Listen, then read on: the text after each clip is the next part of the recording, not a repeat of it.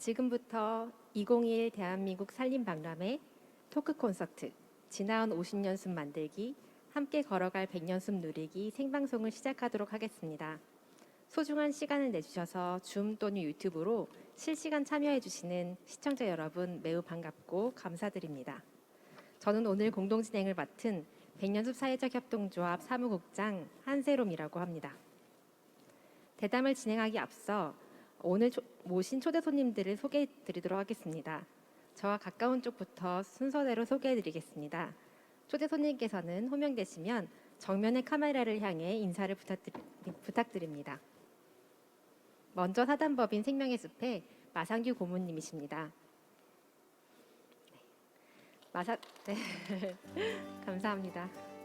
마상규 고문님께서는 1981년부터 99년까지 산림조합 중앙회 임업기계 훈련원장을 역임하셨으며 2012년부터 현재까지 사단법인 생명의 숲의 공동대표에 이어 고문을 맡고 계십니다. 마상규 고문님께서는 한평생을 우리나라 산림 경영과 산림 기술인 양성을 위해 전념해 오셨습니다. 다음으로 100년숲 사회적 협동조합 김종관 이사장님이십니다. 김종관 이사장님께서는 한도국제협력 산림사업기구 소장 및 92년부터 99년까지 산림조합 중앙회 임업기술훈련원장을 역임하셨고 현재는 100년숲 사회적 협동조합 초대 이사장을 맡고 계십니다. 김종관 이사장님께서는 황폐했던 우리 산림의 녹화를 위해 독일의 선진 임업 기술을 우리 산림 현장에 뿌리내리게 한 주역이십니다. 이어서 지구녹화운동본부 허남주 공동회장님이십니다. 허남주 회장님께서는 주의 임산 대표에 이어 주식회사 명성의 기술연구소장을 역임하셨으며 현재는 사단법인 광룬숲 보전협회장 및 지구녹화운동본부 공동회장을 맡고 계십니다. 허남주 회장님께서는 그간 우리나라 목재산업 발전과 우리나무 쓰임의 확대를 위해 산업현장과 연구학술 활동을 넘나들며 활약해 오셨습니다. 마지막으로 사단법인 한국임무회의 전진표 회장님이십니다.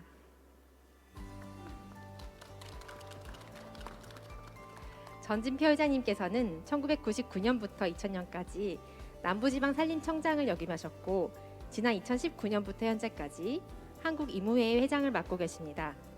전진표 회장님께서는 산림청 재직 중에 OECD 등 다수의 국제협상에 산림과 목재 분야 정부 대표단으로 활동하셨으며 우리나라의 수목장님을 처음으로 소개하는 등 일평생을 산주와 임업인을 위한 산림 정책을 만들기 위해 헌신해 오셨습니다. 오늘 이 자리를 통해 네 분의 임업, 인산 분야 원로들을 모시게 되어 매우 뜻깊게 생각합니다. 오늘 대담회의 진행 순서를 안내드리겠습니다. 우선 대담회 기획 취지 소개에 이어 네 분과 함께 4개의 소주제에 대해 대담 및 토론을 진행한 후 온라인 시청자분들의 질의응답 시간을 갖도록 하겠습니다. 시청자분들께서는 대담이 진행되는 중간중간 질의사항이 있으시면 채팅창에 남겨주시기 바랍니다. 소개 순서의 마지막으로 오늘 대담회를 직접 기획하고 저와 함께 공동 진행을 맡아주실 한국임업진흥원 이강호 원장님을 소개드립니다.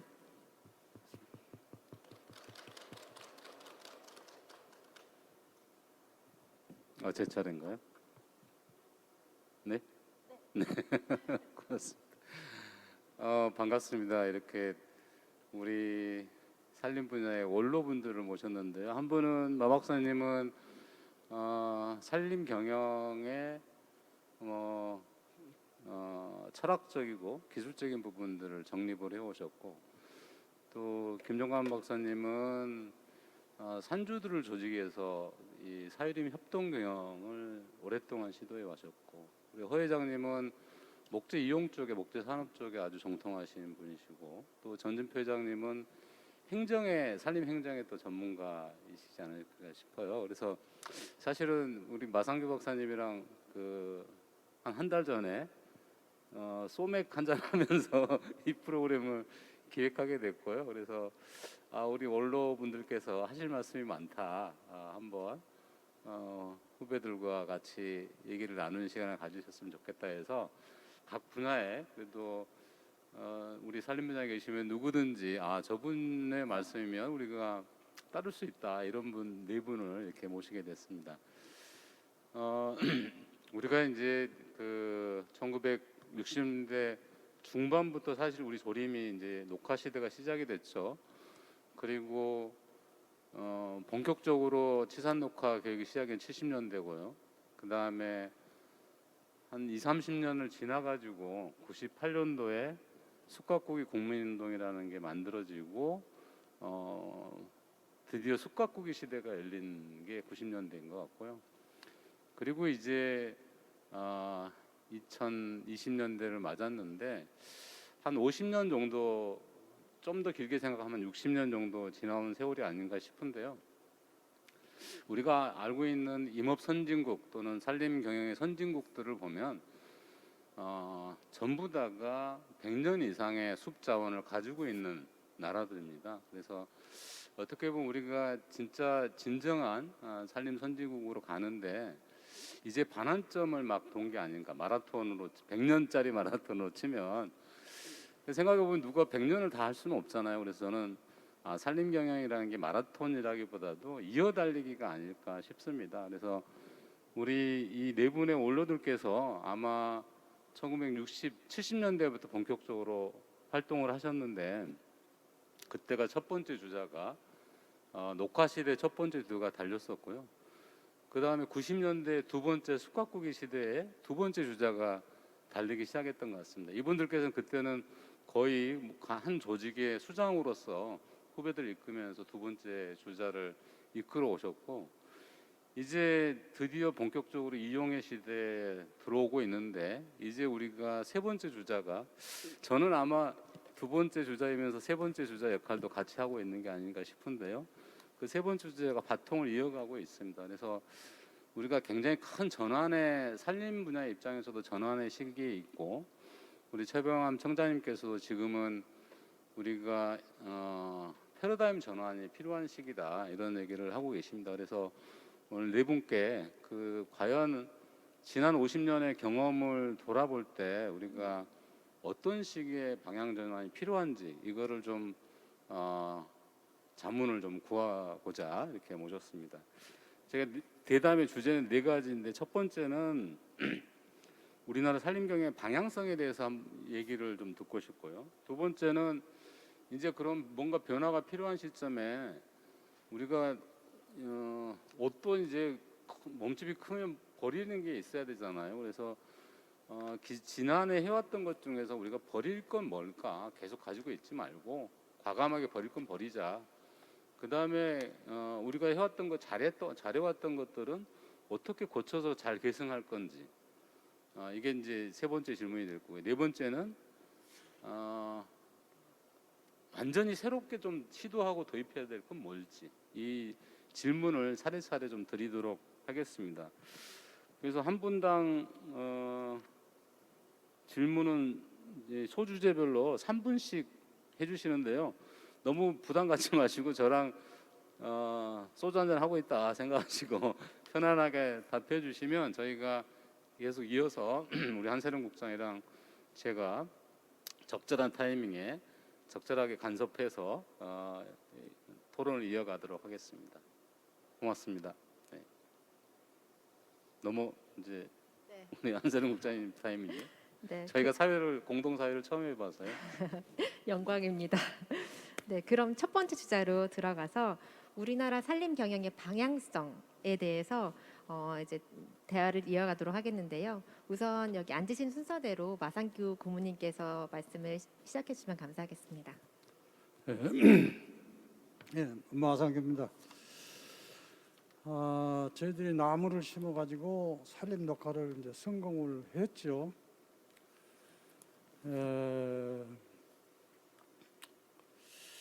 그러니까 산림 녹화를 성공해서 생태적으로는 산림 경영을 할 수 있는 기반이 조성이 됐다 이렇게 판단이 되어집니다. 그런데 여기에다가 생태적인 바탕에다가 플러스해서 산림의 경제 사회적인 기능을 첨가를 해서 산림의 생태 문화적인 가치였다가 플러스 이제는 경제 사회적인 가치까지를 합쳐가지고 서로 손내 손잡고 가는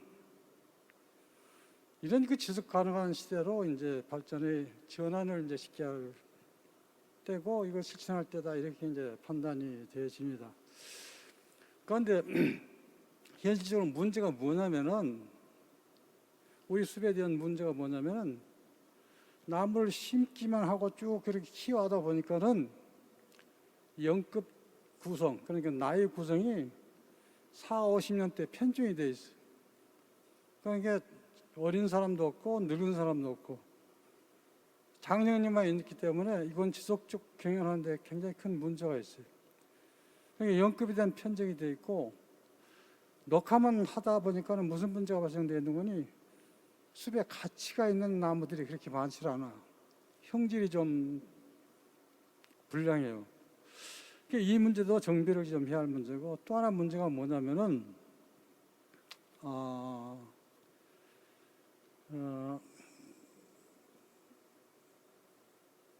수정 문제구나. 이 나무들을 가만 놔두니까는 활렵수림으로 전부 전환되어 있어요.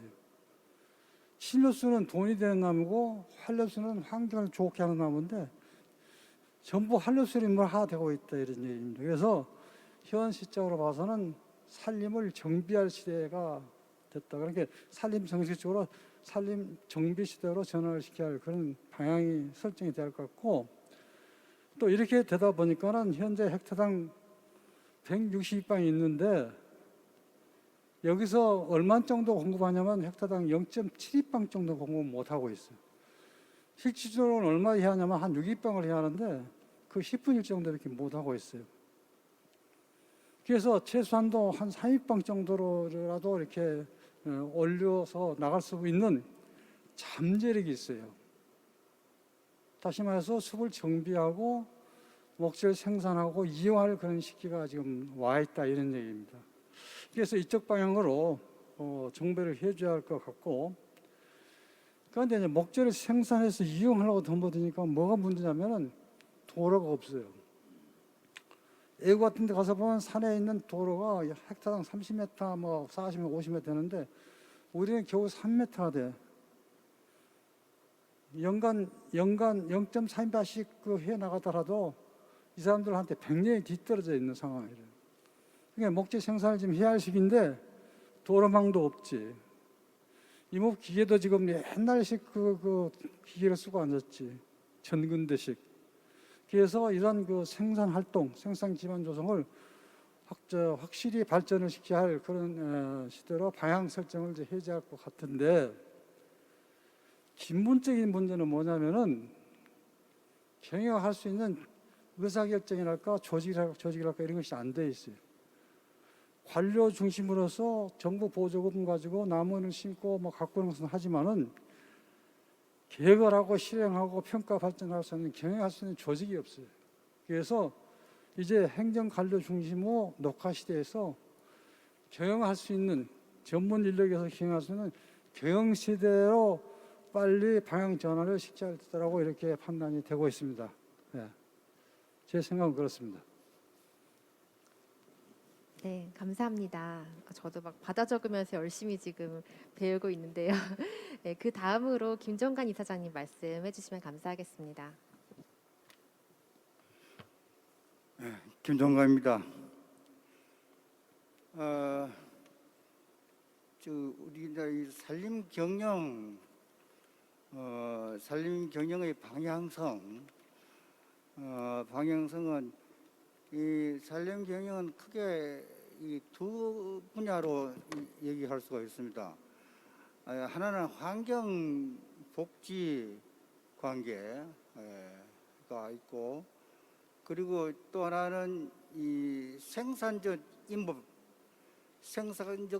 경영 이렇게 있는데 이 두 가지 기능이 조화롭게 함께 가야 된다고 생각을 합니다. 저는 이 생산적 기능, 이 임업의 생산적 기능에 대해서 좀 말씀을 드리겠습니다.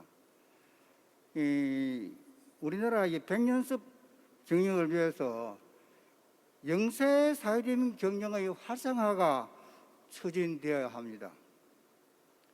우리나라는 사회림이 68%나 차지하고 이 사회림 중에서도 영세 사회림이 80% 이상 차지합니다. 그래서 영세 사회림의 경영 활성화가 반드시 이루어져야 된다라고 생각을 합니다. 그러나 이 영세 사회림은 소유 규모가 너무 영세합니다. 우리나라 사회림의 이 평균 이 소유 규모가 2헥타 내외입니다. 이 2헥타 내외로서는 도저히 이 독자적인 경영을 할 수가 없습니다. 그리고 그 소유한 산림이 그 산주의 이 수익이 거의 발생하지 않습니다. 안 하고, 그리고 또 이 산주의 생계에 미치는 비중도 매우 낮아서 무관심 속에 방치하는 경우가 대부분입니다.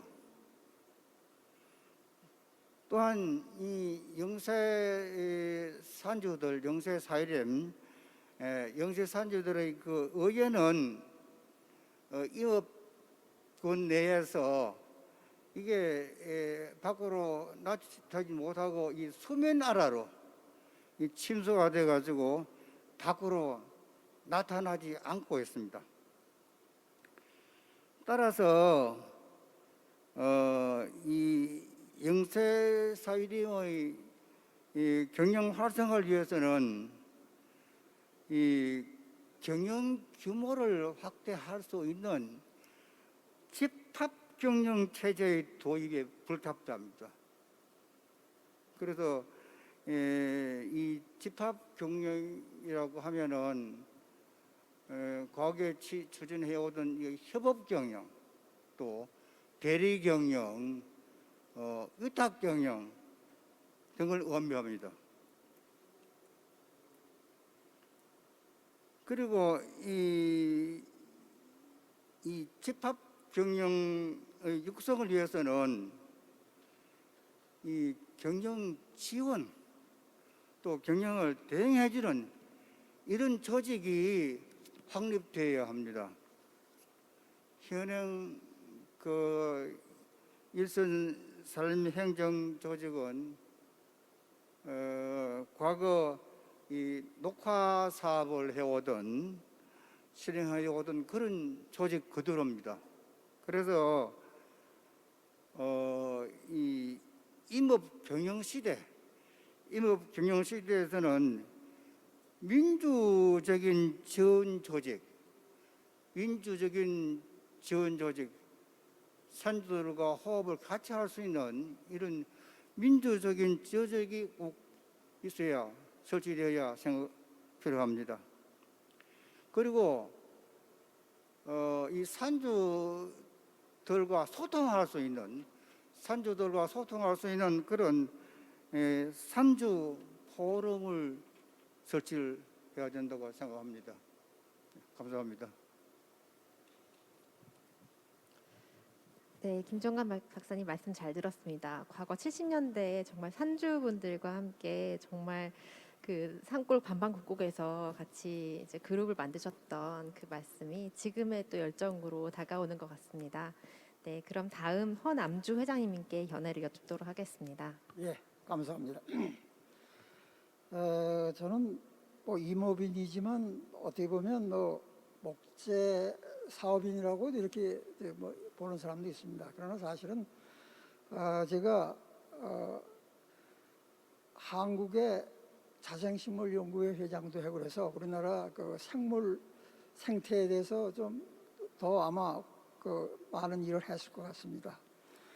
그래서 이제 여러분들은 잘 아시겠지만 우리는 산림과 임업의 정의를 어떻게 산림과 임업을 어떻게 나누냐?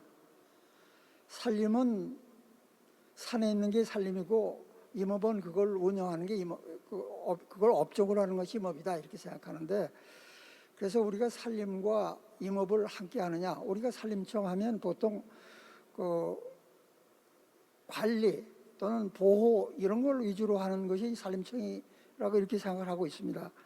그런데 임업을 위해서 우리 산림청이 하느냐?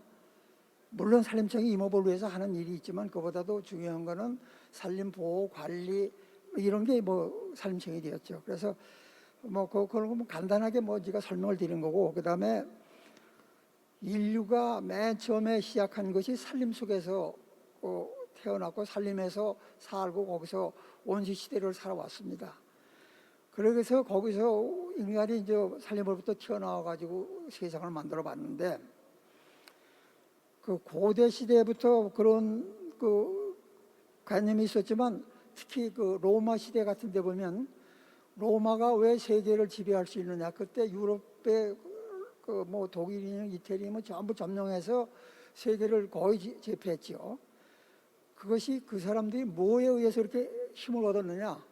물론 군사나 뭐 정치, 행적 이런 것도 있었지만 그 사람들이 가장 중요한 게 해군력이었었어요. 그런데 해군력을 증강시키기 위해서 여러분들 티그리스강, 유프라데스강 아시는지 모르겠어요. 이라크에 있죠. 그 강에 있는 무수한 나무들을 잘라다가 배를 만들어서 이웃에 뭐 프랑스 침범하고 스페인도 가고 뭐 다 해서 아주 해군력이 굉장히 강했습니다. 그래서 그 로마의 강국을 만들었고, 그 다음에 영국이 왜 그 세계를 그 해가 지지 않는 나라가 됐느냐? 거기도 마찬가지입니다. 그 많은 나무를 티그리스 강하고 유프라데스 강의 그 지역에서 잘라다가 배를 만들어서 세계 인도고 뭐 세계 각국을 돌아다니면서 그 해군력으로 힘을 키웠어요. 그래서 그 원천이 나무였다 이거죠. 그래서 우리가 그 옛날부터 나무에 대해서 이렇게 그 역사적인 그 사실을 조금 알고 우리가 나무를 해야 될 것 같습니다. 근데 요즘은 이제 여러분들 잘 아시다시피 기후 변화에 의해서 지금 이라크에는 나무가 하나도 없습니다. 거의. 또 사막에 나무가 없습니다. 그런데 그것을 복원할 수 있느냐 없느냐, 이거는 뭐 여러분들이 뭐 생각해 보시면 아실 테고, 그게 복원할 수 있습니다. 근데 복원해서 뭘 할 것이냐, 옛날같이 배를 만들고 할 것이냐, 그게 아니죠. 그래서 이제 그걸 우리가 목재 이용을 하는데 요즘에 뭐 가구니 집이니 뭐 이런 것이 전부 나무 아닙니까? 여러분들이 처음에는 이 옷이 지금은 나이롱으로 또 뭐 전부 이런 새로운 물질에 의해서 만들었지만 옛날엔 인견사라고 해서 옷 전부 그 나무에서 만들었던 겁니다. 또 광목이라는 거 아시는지 모르겠어요. 목화로 해서 그것도 다 목화 나무는 아니지만 거기서 한 건지 그게 다 이쪽에서 나온 거예요. 나무 쪽에서. 그래서 그런데 요즘에 여러분들 잘 아시다시피 뭐 이라크라든지 뭐 이란 또는 뭐 이집트 여기 나무가 하나도 없죠. 그래서 이제 그런데 우리가 그 나무를 뭐 없는 나라도 살고 있는데 우리는 어떻게 그 나무를 갖고 오느냐 이렇게 생각하는데 그게 아니죠. 여러분들 잘 아시다시피 몽고나 이런 데도 나무가 많았고 또 많을 수가 있는 곳입니다. 근데 그걸 우리가 가꾸질 못해서 그렇거든요. 근데 이제 제가 이제 그런 것이 이제 기후 변화라든지 또 나무를 어떻게 보존하느냐 이런 그 개념들이 죽었기 때문에 그렇기 때문에 우리가 그러면 나무를 어떻게 그러면 유지할 것이냐? 저는 세계녹화연합이라는 걸 하면서 열대, 특히 뭐 사우디라든지 뭐 이란이라든지 뭐 이집트라든지 이런 데도 나무를 심을 수 있다고 봅니다. 거기에 물만 있으면 나무를 심는데 이스라엘은 그 사막에다 나무를 심어서 성공한 것이 많이 있거든요. 또 여러분들이 잘 아시다시피 러시아의 쓴도라가 전부 얼음 동토로 되어 있는데 지금 녹아가고 있거든요. 그래서 녹아가고 있는 그 땅을 우리가 또 나무로 심어서 우리 필요한 여러 재료를 만들겠다 이런 건데, 그 나무가 그렇게 중요하고 또 그렇게 나무 이용석이 많은데 우리가 그 나무를 어떻게 이용하고 있느냐. 지금 우리나라 나무 조림 상태가 어떻고 우리나라 그 임업이 어떻게 되느냐. 두 분께서 지금 말씀해 주셨는데 이제 우리나라가 6.25 우리나라가 2조 세종 때 조림한 흔적이 있습니다. 세종님께서 어디 나무가 없으게 소나무를 심어라, 혹은 잣나무를 심어라. 그다음 세조 때도 그런 그 기록들이 많이 나와 있거든요. 그때부터 나무를 심었던 기록이 있습니다. 그러나 이제 2차 대전 이전에, 1차 대전 이전에 우리나라 나무가 백선에 많았는데 그 나무를 잘라 먹기 위해서 소련하고 일본하고 노일 전쟁을 일으켰죠. 그것이 나무 전쟁이었거든요, 사실은. 그것도 그 나무를 쟁취하기 위했는데 그 후에 이제 뭐 일본이 이제 찾아가지고 우리 강원도에 철도를 다 건설하지 않았습니까? 그게 나무 잘라가기 위한 거거든요. 태평양 전쟁에 그때 계획을 한 거죠. 그거와 같이 이제 우리나라 나무가 많았었는데 없어진 거는 특히 이제 6.25 때, 여러분들 6.25는 잘 모르시지만 저는 6.25를 겪었습니다. 겪고 그 6.25 때 산에 나무를 하러 가고 그랬었는데 나무가 하나도 없었어요.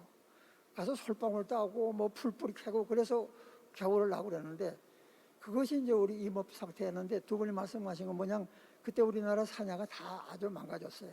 근데 이제 조림을 해서 그 후에 이제 여러 가지로 조림하고 뭐 노력들을 해서 지금 산이 녹화가 되어 가는데, 그런데 중요한 거는 그 녹화되는 우리 그 산림이 과연 그 제대로 녹화를 하느냐, 뭐 녹화를 잘못했다는 것보다도 그 시대의 흐름이라든지 또 그 앞으로 쓰는 사람들의 용도에 맞춘 그 나무가 되게 있느냐, 이렇게 우리가 한번 따져봐야 돼요. 그리고 이제 물론 환경이라든지 뭐 이런 걸 하기 위해서 나무를 심죠. 더 중요한 거는 이제 뭐 물 관리라든지 물 보존이라든지 이런 걸로 하지만 그것도 실제 임업이라는 것은 나무를 잘라서 그걸 이용하고 또 우리 인류에게 여러 가지 혜택을 주는 일을 해야 되는 것이 나무 일입니다. 너무 얘기 길은 거예요? 그래서 저는 그 후에 이제 목재 이용 분야를 좀 해왔습니다. 제가 학교를 졸업받고 바로 합판 공장에 가서 합판에 그 쓰는 나무. 그때 우리나라 나무가 6.25 때 직후기 때문에 나무가 하나도 없었어요. 그래서 필리핀하고 인도네시아, 말레이시아 이런 데서 나무를 전부 수입해서 썼습니다. 그때 제가 바다에 가서 나무를 전부 등급을 만들고 잘라가서 합판을 만들고 해서 우리나라가 그 합판 수출을 해서 우리나라 산업이, 우리나라 1차 산업이 그때부터 일어나기 시작했어요. 우리나라가 이만큼 살게 된 것이 그 합판 수출에서부터 시작이 된 겁니다. 그 다음에 이제 뭐 여러 가지 일도 있고 그런데 외람된 말씀이지만 조금 길어요. 네, 조금 길어서 나무의 소중함에 대해서 말씀하셨고 방향성에 대해서 요약해 주시면 감사하겠습니다. 그래서 우리가 나무를 심는데, 그러나 지금 나무가 두 분들 얘기했고 앞으로 더 얘기가 되겠지만 그 나무가 지금 제2기의 나무가 이제 자라고 있는데 이 나무 과연 제대로 심어졌느냐, 이것을 우리가 이제 생각해야 됩니다. 그 나무를 잘 심어졌다는 거는 그 나무를 쓰는 용도가 뭔가를 체크해 줘야 되는데, 그 용도가 우리가 뭐 가구 용재도 있고 그 다음에 뭐 칩재도 있고 뭐 펄병도 있는데 그런 데 쓰는 용도를 우리가 어떻게 만드느냐, 또 값비싼 나무를 어떻게 만드느냐가 일입니다. 근데 지금 나무가 심어진 것이 그렇게 기후 변화라든지 또는 앞으로 우리 미래 세대들이 써야 할 그 목표의 나무를 우리가 실제로 조림했느냐, 이거는 생각해야 됩니다. 지금은 제가 보기에는 그것이 좀 부족하지 않느냐. 특히 이제 요즘에 그 나무 조림을 한 것이 그것이 그냥 뭐 잘라서 뭐 다 버릴 수도 있고 뭐 이렇게 되는데 그렇게 될 것이냐, 그렇지만 아주 고급 용재를 쓸 거냐. 아까 제가 나무 수입을 했다 그러는데 나무 수입할 때 1, 2방당 가격이 수입할 때 보면요, 100리방에서부터 5,000리방짜리까지 나무가 값이 다 그렇게 차이가 납니다. 똑같은 나무인데 그거는 그 나무 종류나 질이라든지 또 그걸 관리에 따라서 그렇거든요. 그래서 앞으로 그런 나무를 우리가 키워야 되고 그렇게 만들어 가야 됩니다. 그럼 우리 지금 심은 나무가 그런 거에 적합하냐, 이거는 우리가 좀 연구를 해야 됩니다. 그리고 회장님, 앞으로 우리나라 그 산림 사용 패턴이 아마 목조 주택 중국에 대한 그런 경향으로 가지 않겠느냐. 또 세계가 일본이라든지 유럽이라든지 지금 뭐 여러분들 CLP라고 얘기 들으시면 모르겠습니다. 크로스 커티드 럼버 팀버 나무를 전부 조합을 해서 목적 주택을 집니다. 그런 나무를 우리가 생산해서 하는 것이 앞으로 우리의 그 사용 패턴입니다. 아, 네. 그래서 그런 거에 맞추는 힘업을 해야 되지 않겠느냐 이렇게 생각됩니다. 네, 회장님. 너무 얘기가 길었습니다. 죄송합니다. 예. 네, 회장님 감사합니다. 정말 나무가 정말 중요하고 또 미래 세대에 맞는 용도의 나무를 지금 개발해야겠다는 생각을 하게 되었습니다. 마지막으로 전진표 회장님께 말씀 여쭙도록 하겠습니다. 질문에 요지 넣고. 네, 지금 요지는 우리나라 산림 경영의 방향성에 대해서 말씀을 부탁드리겠습니다. 네, 이무 회장 전진표입니다. 저는 공직에서 34년을 마치고 지금 현재 임회를 맡고 있는데요. 우선 우리가 산림 관리에 지금 그 패러다임이 지금 바뀐다라는 것을 말씀을 드리고 싶습니다. 우선 우리가 돌아보면 70년대 시산 녹화를 추진하면서 국토 63%인 산림을 잠재 자원으로 인식하고 필요한 산물의 최대 생산이라는 관점에서 산림을 관리해 왔죠. 그래서 요약하면 시산 녹화는 73년서 87년까지 1단계, 2단계로 임업 활성화 97년도까지, 그 다음에 숙각국에서 지금 07년도까지 이렇게 해오고, 현재는 우리가 그 일관된 산림 자원의 증강 정책 추진으로 산림의 질적, 소위 양적 성장을 달성하였다 이렇게 보고 있습니다. 그래서 그 인목 축적이 63년도에 11입방, 그 다음에 73년도 11입방, 87년도 30입방, 현재는 160이라는 거로 나타나고 있습니다. 그래서 국민 인식 향상으로 산림이 단순한 임산물 생산 기지가 아닌 기후 위기 시대에 인류와 공존해야 할 공익 생태적 생명체로 인식되고 있습니다. 그래서 이 산림 관리에 패러다임의 변동 요인이 생겼어요. 즉 산림 생태계의 구조와 기능을 훼손하지 않고 유지 증진하면서 허용되는 재화와 서비스의 생산을 추구해야 됩니다. 자, 두 번째, 임업인 학계 등 전문가보다 산림과 직접적인 접촉은 적지만 관심이 많은 국민들이 산림 임업 정책에 적극적으로 참여하고 있다 하는 것이 지금 달라지고 있어요.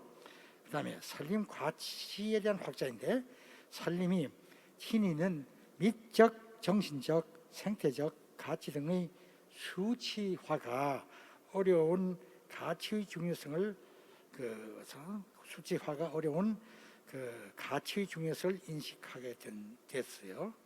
그러면 패러다임의 전환이 뭐냐? 인간의 일방적 이용이 있어요. 사람과 사람의 공존, 그 다음에 경제림의 공익적 및 생태적 가치를 고려한 자연 친화적 산림 경영, 그 다음에 산림 계획도를 보완하여 민관 협력적 거버넌스 체계를 구축하고 사유림의 공적 관리를 강화하고 투명한 관리체를 구축해야 된다는 그렇게 전환이 되고 있다 하는 것이 우리가 얘기 드리고 싶고요. 그래서 최근에 목재 생산 탄소 중립은 사람과 사람의 공존이라는 새로운 산림 관리 패러다임에서부터 실행해 가야 된다는 것입니다. 자, 그러면 이것은 이제 말로 해서는 아주 참 화려한데, 이것이요 실제적으로 움직이려면 저는 과거에 경험을 했습니다. 지산 녹화를 할 때에 우리가 우리 임업인이 너무 힘이 약했어요. 힘이 약하다는 건 여러분 그 힘이라는 어떤 폭력이 그런 건 아니고 소위 우리의 바른 그 이론으로 경영을 하려도 반영이 안 돼요 부처에. 그래서 저는 지금 산림청 정부 당국에 지금 자꾸 호소를 하는 겁니다. 지금 여러분 신문에 보시면 잘 알겠지만 우리의 독자적인 경영을 좀 해야 되는데 이걸 하려니까 국민들은 그 경영이라는 머릿속에서 조리만 해가지고 와서 보호만 했기 때문에 이거를 그냥 가만히 가지고만 있어 달라는 거 아닙니까? 그런데 이거를 그렇게 하면은 나무가 그 생활도 우리가 사는 것도 같이 저같이 팔팔한 때가 30대가 50대가 80대가 지금 되어서 오듯이 이것을 가만 놔두면 내중 가서는 전부 일시에 그 삶이 망가지는 거 아니겠어요? 그러니 지금 점차 경렬해 나가야 되는데 이거를 힘있는 부처에서 자꾸 우리의 일을 간섭하게 되니까 저는 조직을 아무래도 이걸 좀 바꿔야 되겠다 이래서 하는데 이 얘기를 하는 것은 참 조심스럽습니다만은 하겠습니다. 지금 여러분 잘 아시다시피 지금 그 전 세계가 K-포레스트라는 개념이 이미 지금 퍼져서 우리 산림청이 67년 그 개청돼 가지고 벌써 100년 나이를 먹어가는 반백년 나이를 먹어가는데 지금 이거를 기왕 도저히 힘이 약해서 안 됩니다. 그 힘이라는 걸 진짜 다시 얘기하면 우리의 독자적인 기술을 적용해서 개선해야 되는데 자꾸 타 이웃 사람이 자꾸 소매를 끌어당겨서 자꾸 일어나니까 이걸 어떻게 해야 돼요? 참 안타깝잖아요. 그래서 저는 부처 중에 가장 독립성을 갖고 있는 진짜 63% 대한민국의 국토의 대통령이라 하면 우리가 나라 대통령이 되는 그런 입장으로서 저는 얘기하고 싶은 게 자꾸 생각이야. 그래서 자 이렇게 합시다. 어떻게 해요? 지금 농림부를 두자고 하는 사람들이 있어요. 농림부 필요 없습니다. 그거는 또 산림부로 둔다면 산림부로 또 두자고 그러거든요. 산림부 제일 제일 끝에 산림부야. 이거 아무 힘 못 써. 그러면 어떻게 해야 되겠어요? 지금 제가 얘기하는 것은요. 농림축산부 다를 떠나서 지금 우리 국가의 대통령 밑에 국무총리실이 일하는 게 있잖아요. 그 안에 산림 국무총리 그 산에서 직속이 됩니다. 그 안에 지금 보훈처가 있고 이렇게 여러 가지 이렇게 있는데 우리도 장관급의 산림관리처라는 것을 만들면 지금 우리가 경제부처인데 글로 가서는 어떨 것이냐 하지만 그보다 더 아주 중요한 일이 국가의 뭡니까? 이 숲은 우리의 섭한데 이런 일을 국민을 앞으로 영원히 튼튼하게 제1의 과제로 삼으려면 정부는 분명코 우리를 독자적인 영역에다 갖다 놓고 일을 시게 된다. 이렇게 보고 산림관리처를 뒀으면 좋겠다. 다시 말해서 국무총리 산하 장관급입니다. 장관급 산림관리처를 두어야 된다는 것을 제가 주장합니다. 네, 고맙습니다. 더 길게 하시면 어떠나고 걱정했습니다. 주장이시니까요. 네, 여러 주장 중에 한 주장이 될 수 있으니까. 네, 뭐 누구의 공식 입장 이런 거 아닙니다. 네, 우리 전준표 회장님의 네, 주장이시고 그렇게 받아들이시고 같이 의논을 하면 좋을 것 같습니다. 제가 네 분께 짧게 질문을 하나씩 드릴게요. 말씀하시던 것 중에 그 마성규 박사님께는 최근에 그 글 쓰신 걸 보니까 지금 산림청에서 계획하고 있는 3만 헥타 조림, 만약에 3만 헥타를 매년 조림한다면 이게 국가 전체로 보면 벌기령이 200년 또는 175년 정도가 될 거다라고 주장하신 글이 있던데 그거에 대해서 그 설명의 말씀을 좀 부탁드릴게요.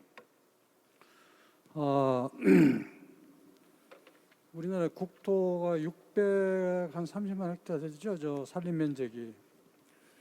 그 중에 한 80%만 생산 임지로 쓴다 하더라도 500만 헥타를 생산할 수 있어요.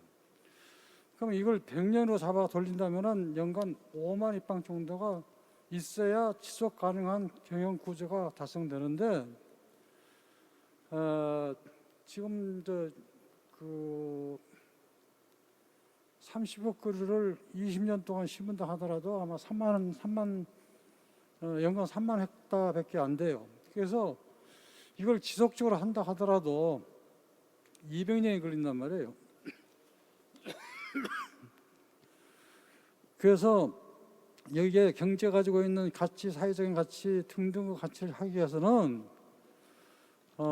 산림청이 좀 용기를 가지고 투쟁을 해야 할 것 같아.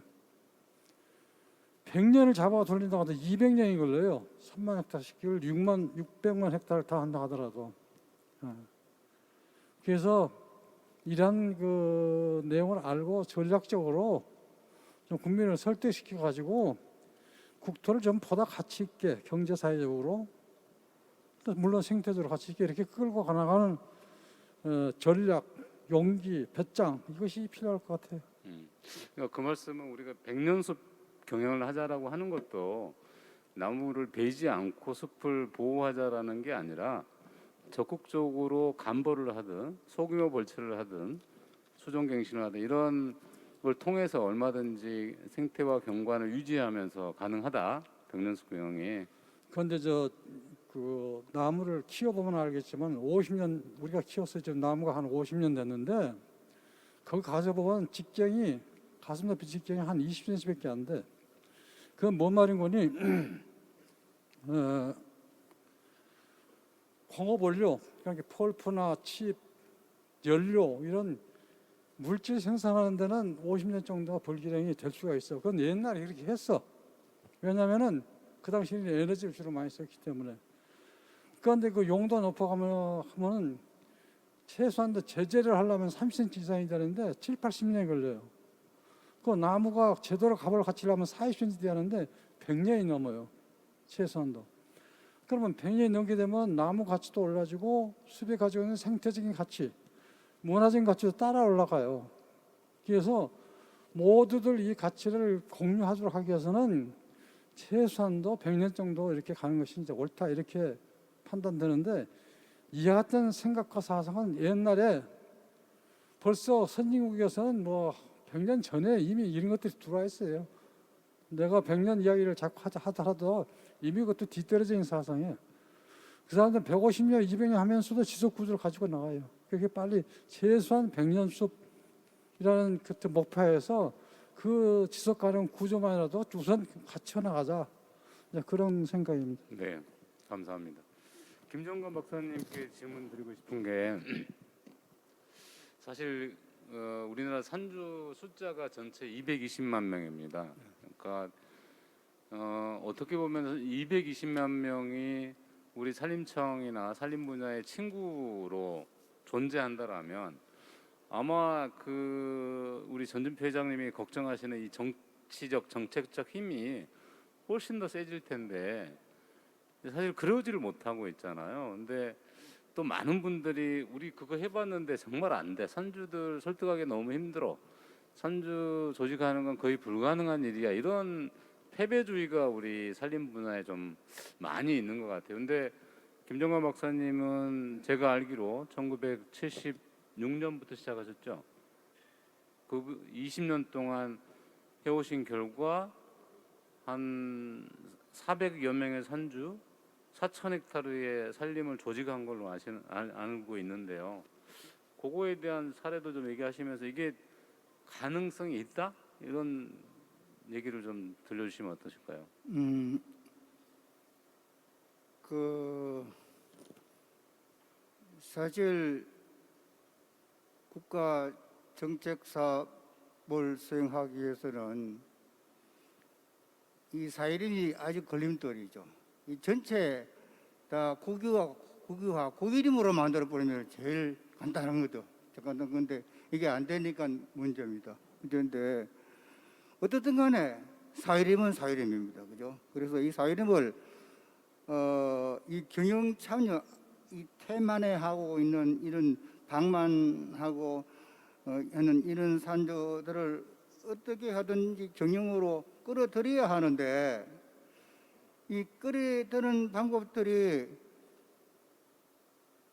어떤 인센티브를 줘야 되죠. 들어오는 데 대해서 이 산림 경영하는데 이 다음에 제가 좀 말씀을 좀 드리긴다면은 이게 개인 사유재산은 이 사유재산은 헌법이 보장하는 사유재산이거든요. 그래서 이 정부가 바라는 쪽으로 가려 그러면은 어떤 이걸 통제할 수 있는 법적 근거가 있어야 되는데 아무런 지금으로서는 근거가 없습니다. 거의 없습니다.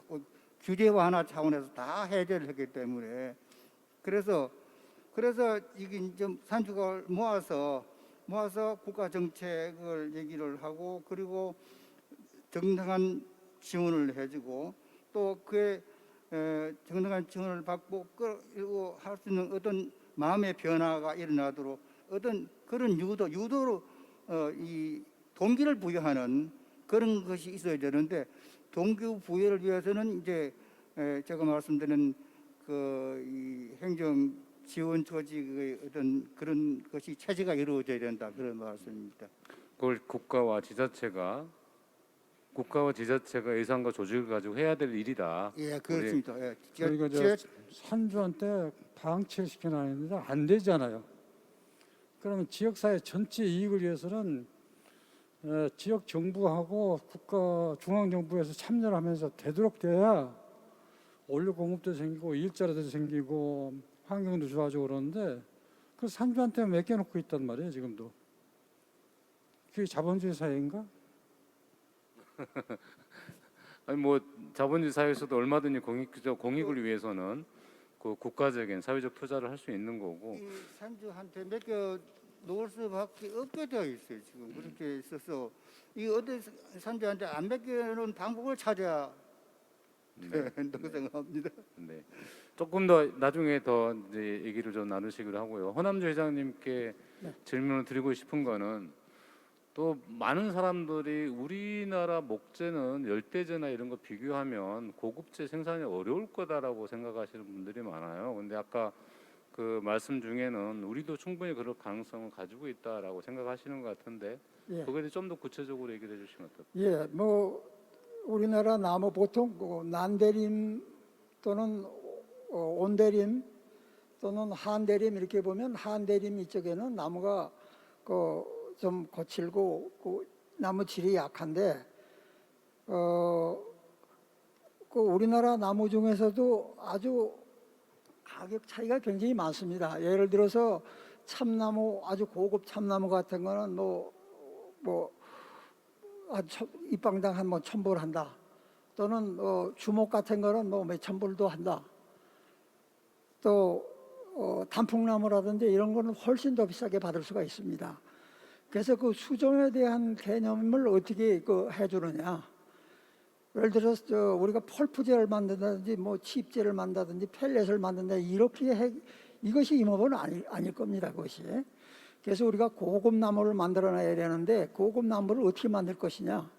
그것은 수종 선택과 가꾸기 그다음에 두 분이 말씀하신 여러 가지 경영상의 기술적인 문제들이 같이 따릅니다. 근데 이제 특히 이제 우리나라 그러면 앞으로 이 나무가 100원짜리를 만들 것이냐, 뭐 예를 들어서 2,000원짜리를 만들 것이냐, 입방당 그걸 우리가 선택을 해서 해야 되는데 지금 그 우리나라에 자라고 있는 나무들이 무슨 나무가 될 것이냐 이거를 우리가 좀 판단을 해야 될 것 같습니다. 근데 뭐 그렇다고 그러면 뭐 잘 자라는 나무를 없애서 그런 얘기는 아니고요. 지금 자라고 있는 나무 중에서도 그런 걸 선택하고 그렇지 않으면 그렇게 잘 자랄 수 있는 나무가 어떤 수종이 있는지 예를 들어서 아까 얘기한 남쪽에서 얘기하면 이 매풀이라든지 이런 굉장히 비싸거든요. 미국에서 우리가 매풀 입방당 그 전에 제가 수입할 때 보면 입방당 한 2,000불 이렇게 주고 샀어요. 그런데 여기 우리나라 그 나무 입방당 2,000불 하면 깜짝 놀라고 나빠지죠. 지금 우리나라 나무값이 얼마나 되죠? 한 200불 되나 입방당? 예? 입당당 100불 제제목이 한 12만 원에서 20만 원 사이. 아니, 원목으로 봐서 한 12만 원 그 정도 한 100불 정도 그러니까 차이가 굉장히 많습니다. 똑같은 나무 일방에도. 그래서 어떤 나무를 선택할 것이냐가 이제 굉장히 중요합니다. 그것이 우리나라 임업의 활성화 아까 김정관 박사도 얘기하셨지만 꼭 나무 심어서 돈이 안 되는 그 개인들이 관심이 없죠. 전부 아무도 관심이 없습니다. 예. 우리나라 앞으로 할 수 있는 수종 중에서 추천할 만한 것들이 한 두 가지만 추천 좀 해주시지.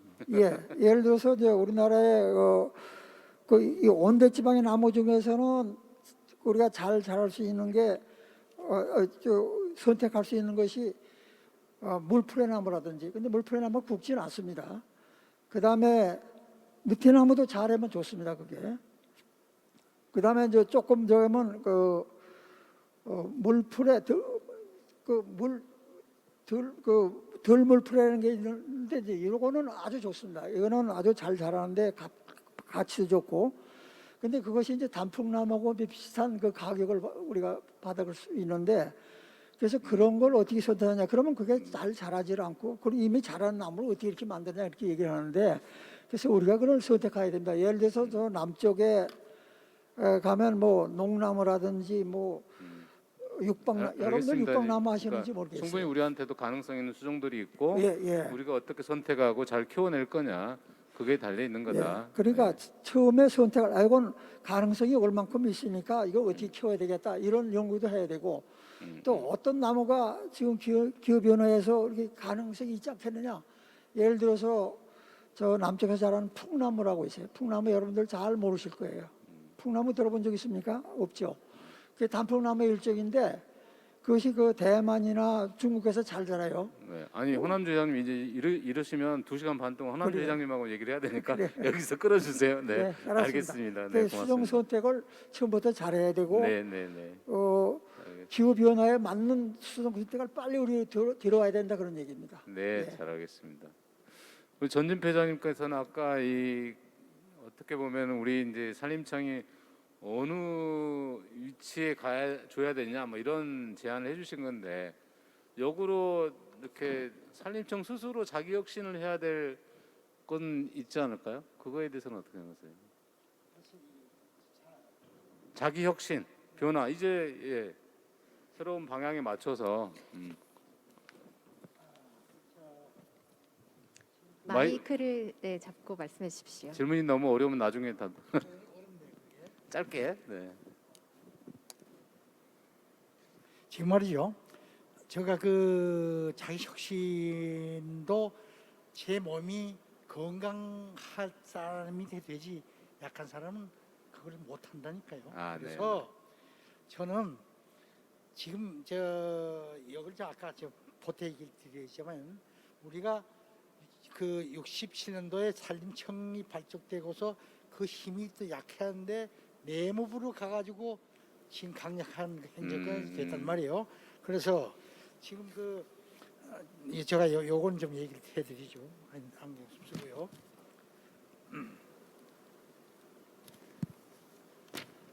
그러니까 그때 경험처럼 지금도 어떻게 예. 힘 있는 조직으로 가야지 예, 지금 산림청 문제를 풀 수 있다. 그렇습니다.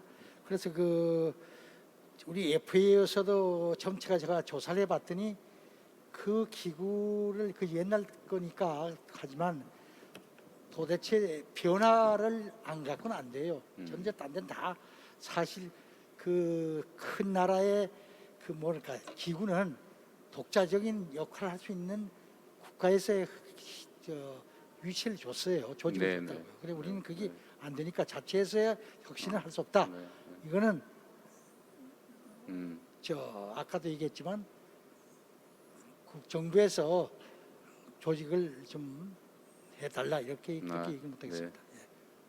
굉장히 중요한 말씀이신 거. 사실은 어떤 결정적인 계기 때 이런 자격신도 벌어지고 새로운 발전도 이루어지는 게 아닌가 싶은데 독일도 사실은 지속 가능한 산림 경영 철학이 나온 건 300년 전이지만 그게 산업화를 이런 거는 비스마르크 시대에 아주 그 국가적인 통제 하에서 새로운 조직 시스템을 만들어서 지금과 같은 산림 경영 체계를 만든 거니까 우리도 좀 그 정도의 아주 혁신적인 계기가 필요하다 이렇게 이해하면 되겠죠. 네, 고맙습니다. 그러면 첫 번째 주제 어렵게 넘어갔는데요.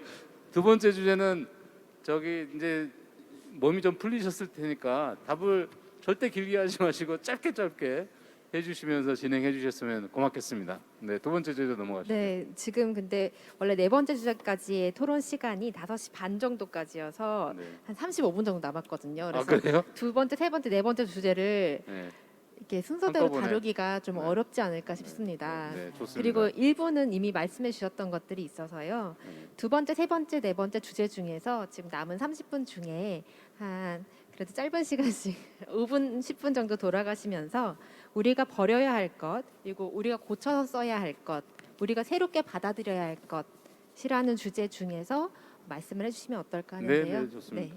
버려야 할 것, 고쳐야 할 것, 새롭게 만들어야 할 것에 대해서 돌아가시면서 말씀해 주시면 감사하겠습니다. 이번에는 김종관 이사장님께서 먼저 말씀을 시작해 주시고 돌아가시면 되겠습니다. 네. 예, 감사합니다.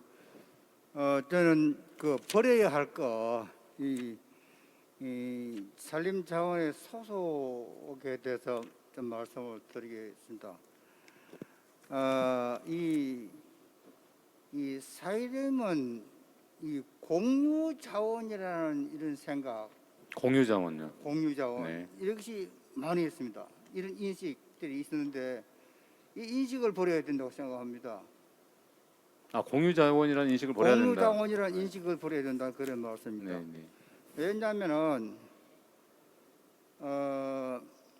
이 군주가 지배하던 그런 봉건 사회에서는 이 산림 자원은 일반 백성들이 다 같이 쓰는 그런 공유 자원이었습니다. 그러나 우리나라가 1908년에 산림법이 생겨서 삼림법이 처음으로 생겨서 여기서 사유림이란 걸 사유림이 법적으로 창설이 되었습니다. 사유림이 탄생을 되었습니다. 그래서 이 사유림은 헌법이 보장하는 개인 산주의 사유자산입니다.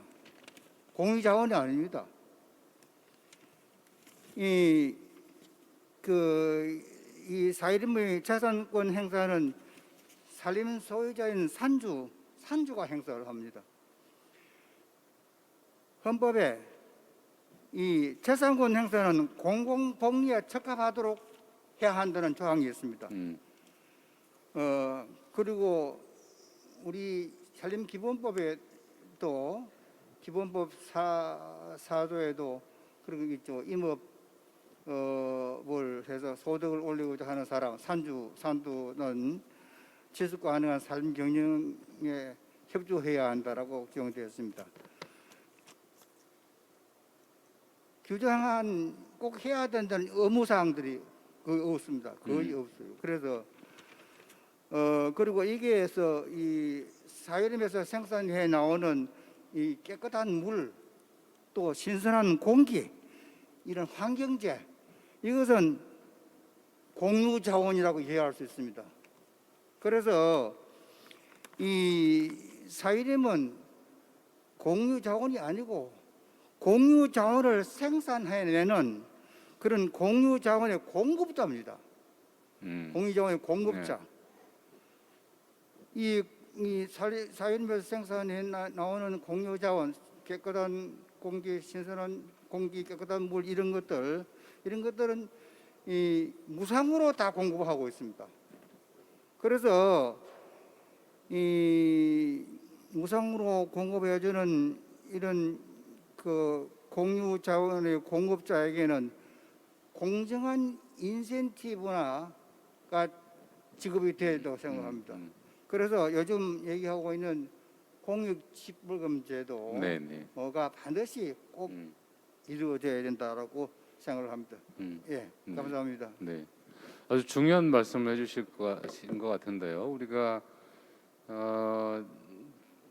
어떻게 보면 사실은 무주공산 개념을 우리 사회가 계속 가져왔던 것 같아요. 이미 산은 누군가 소유하고 있고 국가든 지자체든 또는 개인 소유하고 있는데 그냥 무주공산처럼 생각을 해왔던 그 생각들을 버리고 이제 확실하게 자산의 주인이 누구인지, 그다음에 그 자산의 주인이 생산해내고 있는 공공적 가치에 대해서 사회적으로 충분히 보상하고 그 공공적 가치가 지속 가능해지도록 함께 협력해야 된다, 이런 뜻의 말씀이신 것 같아요. 그래서 정말 산주 중심으로 우리가 밭도 논밭도 그러잖아요. 다 이렇게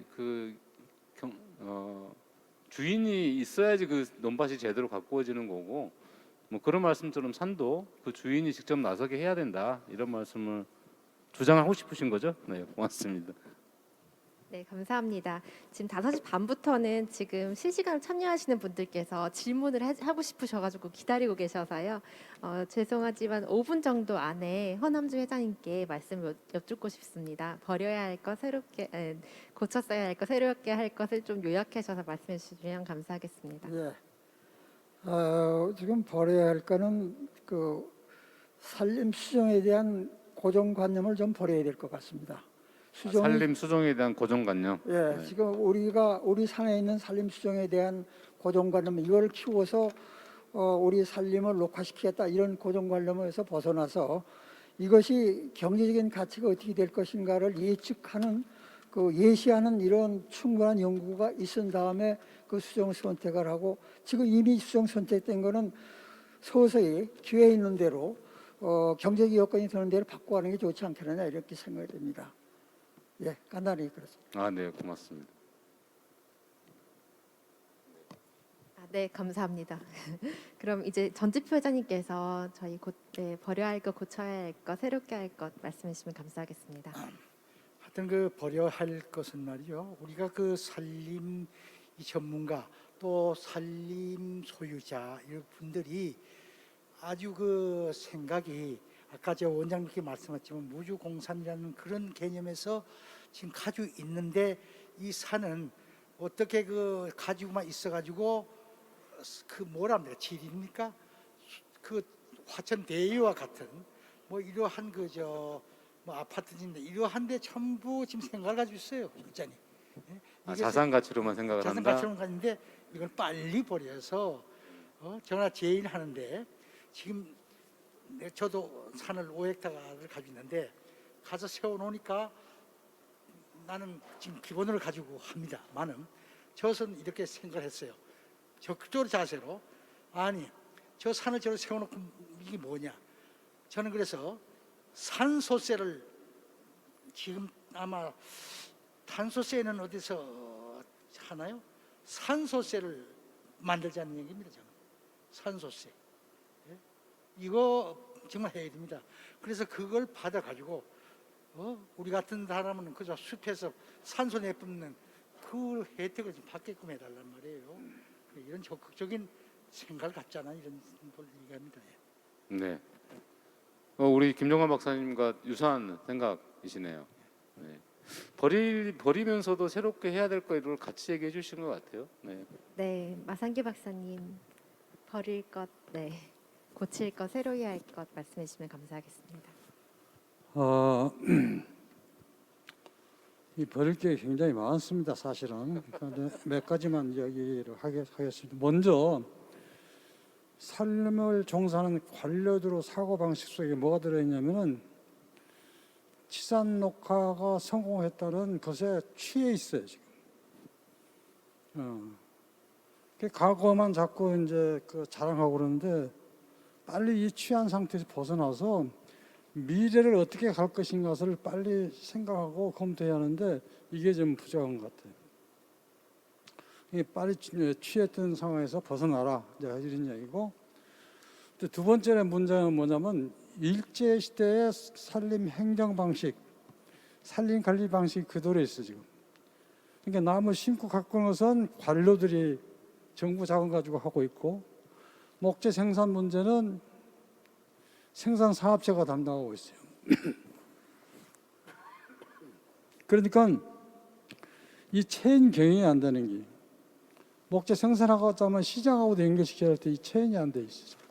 전부 따로따로 놀고 있어요.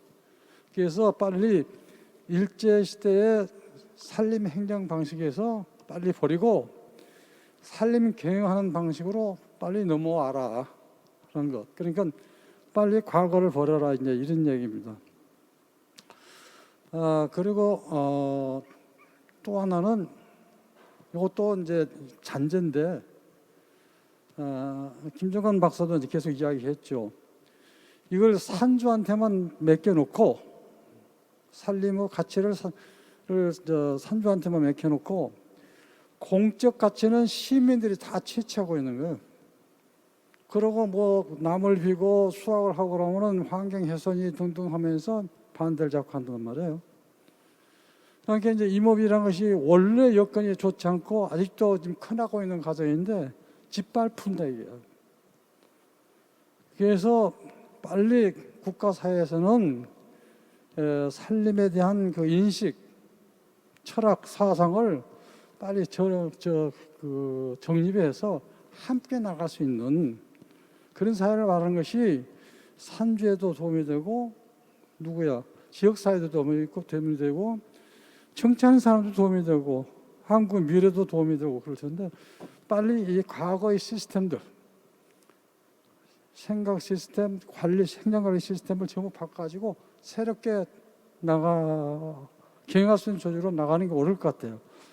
다만 이 시민들의 눈치를 봐가지고 너무 그 정책이랄까 정부가 하는 짓이 산림 뭐 경관 사업이니 문화 사업이니 이런 서비스 쪽으로 너무 치중되어 있는데, 그런데 가장 중요한 것은 먹고 살 것을 만들어줘야 하거든. 경제 사회적인 기능 가치를 빨리 강화시켜서 절망 속에 있는 임업을 희망 속에 있는 임업으로 빨리 발전시켜 주도록 하는 것이 그런 철학을 실행하는 것들이 굉장히 중요한 것 같아요. 그래서 이렇게 나가도록 했으면 좋을 것 같고, 아까 말한 것처럼 과거의 생각 그걸 버려 공부 좀 하라 이런 게 쉽게 말하면 이상입니다. 네, 고맙습니다. 네, 뭐 제가 특별히 더 언급 안 해도 다 이해하셨을 것 같아요. 네. 네, 굉장히 축약하셔서 말씀해 주셔서 정말 감사드립니다. 첫 번째 질문과는 다르게 두세 네 번째 질문을 축약한 질문을 드렸는데 굉장히 이제 축약해서 말씀해 주셔가지고 시간이 조금 남았습니다. 저요? 네, 그래서 5시 30분 정도까지 그 추가 발언 시간을 가지고 또 좀 자유롭게 토론할 수 있는 시간이 있는데요. 한 20분 정도 시간 안에서 아까 이제 저희가 버려야 할 것, 그 다음에 고쳐 써야 할 것, 새롭게 할 것이라는 주제 안에서 혹시 더 말씀을 해주시고 싶으신 분이 계시면, 네. 그렇죠. 그래서 이사장님께서 아마 고쳐야 할 것과 시장이 없어. 새롭게 할 것을 준비해 오셨는데, 근데 우리 김정관 목사님부터 먼저 말씀을, 얘기하시면 먼저 어떨까요? 하세요. 고쳐야 할 거. 아니, 네, 고쳐야 할 것과 새롭게 할 새로 할 것을 거, 새로 같이 말씀해 받아들일 주시면 되겠습니다. 예, 이 고쳐야 할 거, 이 일선 기관, 일선 산림 시행하는 기관의 개선에 대해서 말씀드립니다. 저게 임업 육성 지원기관을 조성하는 것. 조성을 하신데, 현재 우리 지원하는 업무, 지도하는 업무는 산림조합이 하고 있습니다. 산림조합. 이 산림조합이 하고 이제 이 산림조합 이거 지도 업무 역사는 상당히 길죠. 근데 이 산림조합의 이 지도사업 업무를 보강을 해서 임업 육성 지원기관으로 재편성하는 거, 이것이 꼭 필요하다 그런 말씀을 드리고 싶습니다. 소위 뭐 임업 지원센터라 그럴까 이런 걸로 해야 되는데 문제는 예산이 돈이죠. 돈. 그 산림조합이 실제로 사실 정체성 면에서 해야 할 일을 제대로 못하는 거가 이게 돈 예산 때문에 그렇거든요. 그래서 이 제가 앞에 말씀드린 이런 지원 기원을 하려고 그러면은 꼭 어떤 이 예산의 확보되는 그런 차원에서 다전해 나가야 된다. 그리고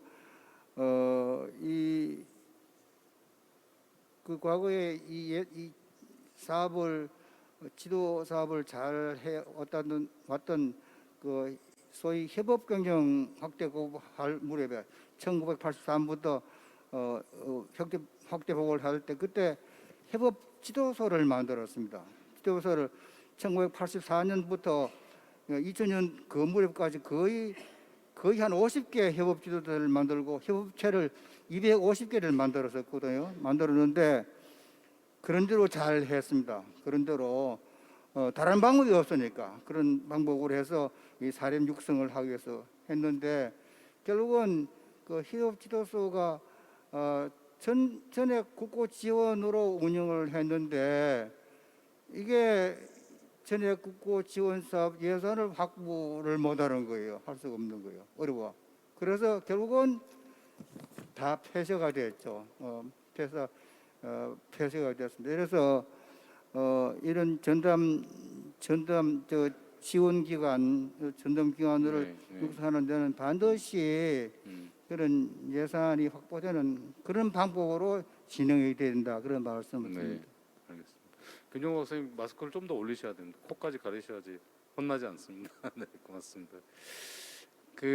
아마 이제 과거에 똑같은 방식을 얘기하지는 않으신 것 같고, 그러니까 임업을 지원할 수 있는 어떤 일종의 중간 지원 조직을 지역별로 좀 둬야 된다. 옛날에 우리가 협업 지도서 했듯이 그걸 아마 현대적인 방식으로 새롭게 좀 만들어가야 되지 않을까. 그걸 또 시도하고 계신 게 지금 백년숲 사회적 협동조합이라는 걸 지역에서 좀 지역사회 주도로 그런 걸 만들고 계시는 걸로 알고 있습니다. 감사합니다. 또 다음에 마 박사님 더 하실 말씀이 있다고 그러셨던 것 같은데. 네, 얘기해 주십시오.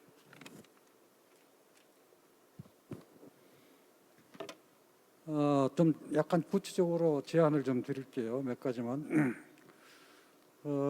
경영을 하려면 이제 공장을 만들려면 토지가 필요한데 단지가 돼. 최소한도 1만 헥타 이상 정도의 단지가 만들어야 되는데 지금 안 돼 있어요. 그래서 경영할 수 있도록 단지화시키고 계획적으로 관리할 수 있도록 산림의 생태 경제적인 문제를 전부 좋아서 계획적으로 만들 수 있는 그런 시스템이 들어와줘야 할 것 같고, 그다음에 이제 조림 기술도 공익 기능을 유지하려면은 다층림 경영을 할 수밖에 없어요. 독일에 지금 자꾸 이제 그 천연임으로 자꾸 천연경축으로 나간 것도 똑같은 이론. 일본이 40% 정도를 복층형 경영하는 것도 똑같은 이유 때문에 그래요. 그런데 우리나라에서는 지금 다층림으로 조성하고 갱신하는 기술이 아직 없어. 그게 빨리 이걸 새롭게 들어와서 개발을 해야 할 문제가 있고, 그 다음에 이제 이 산주가 모두 경영에 참여할 수는 없죠. 그러니까 산주도 참여하고 그 지역에 있는 생태 문화의 서비스를 갖고 있는 지역 주민도 참여하고 정부도 참여하는 새로운 형태의 의사결정 조직체가 들어와줘야 해요.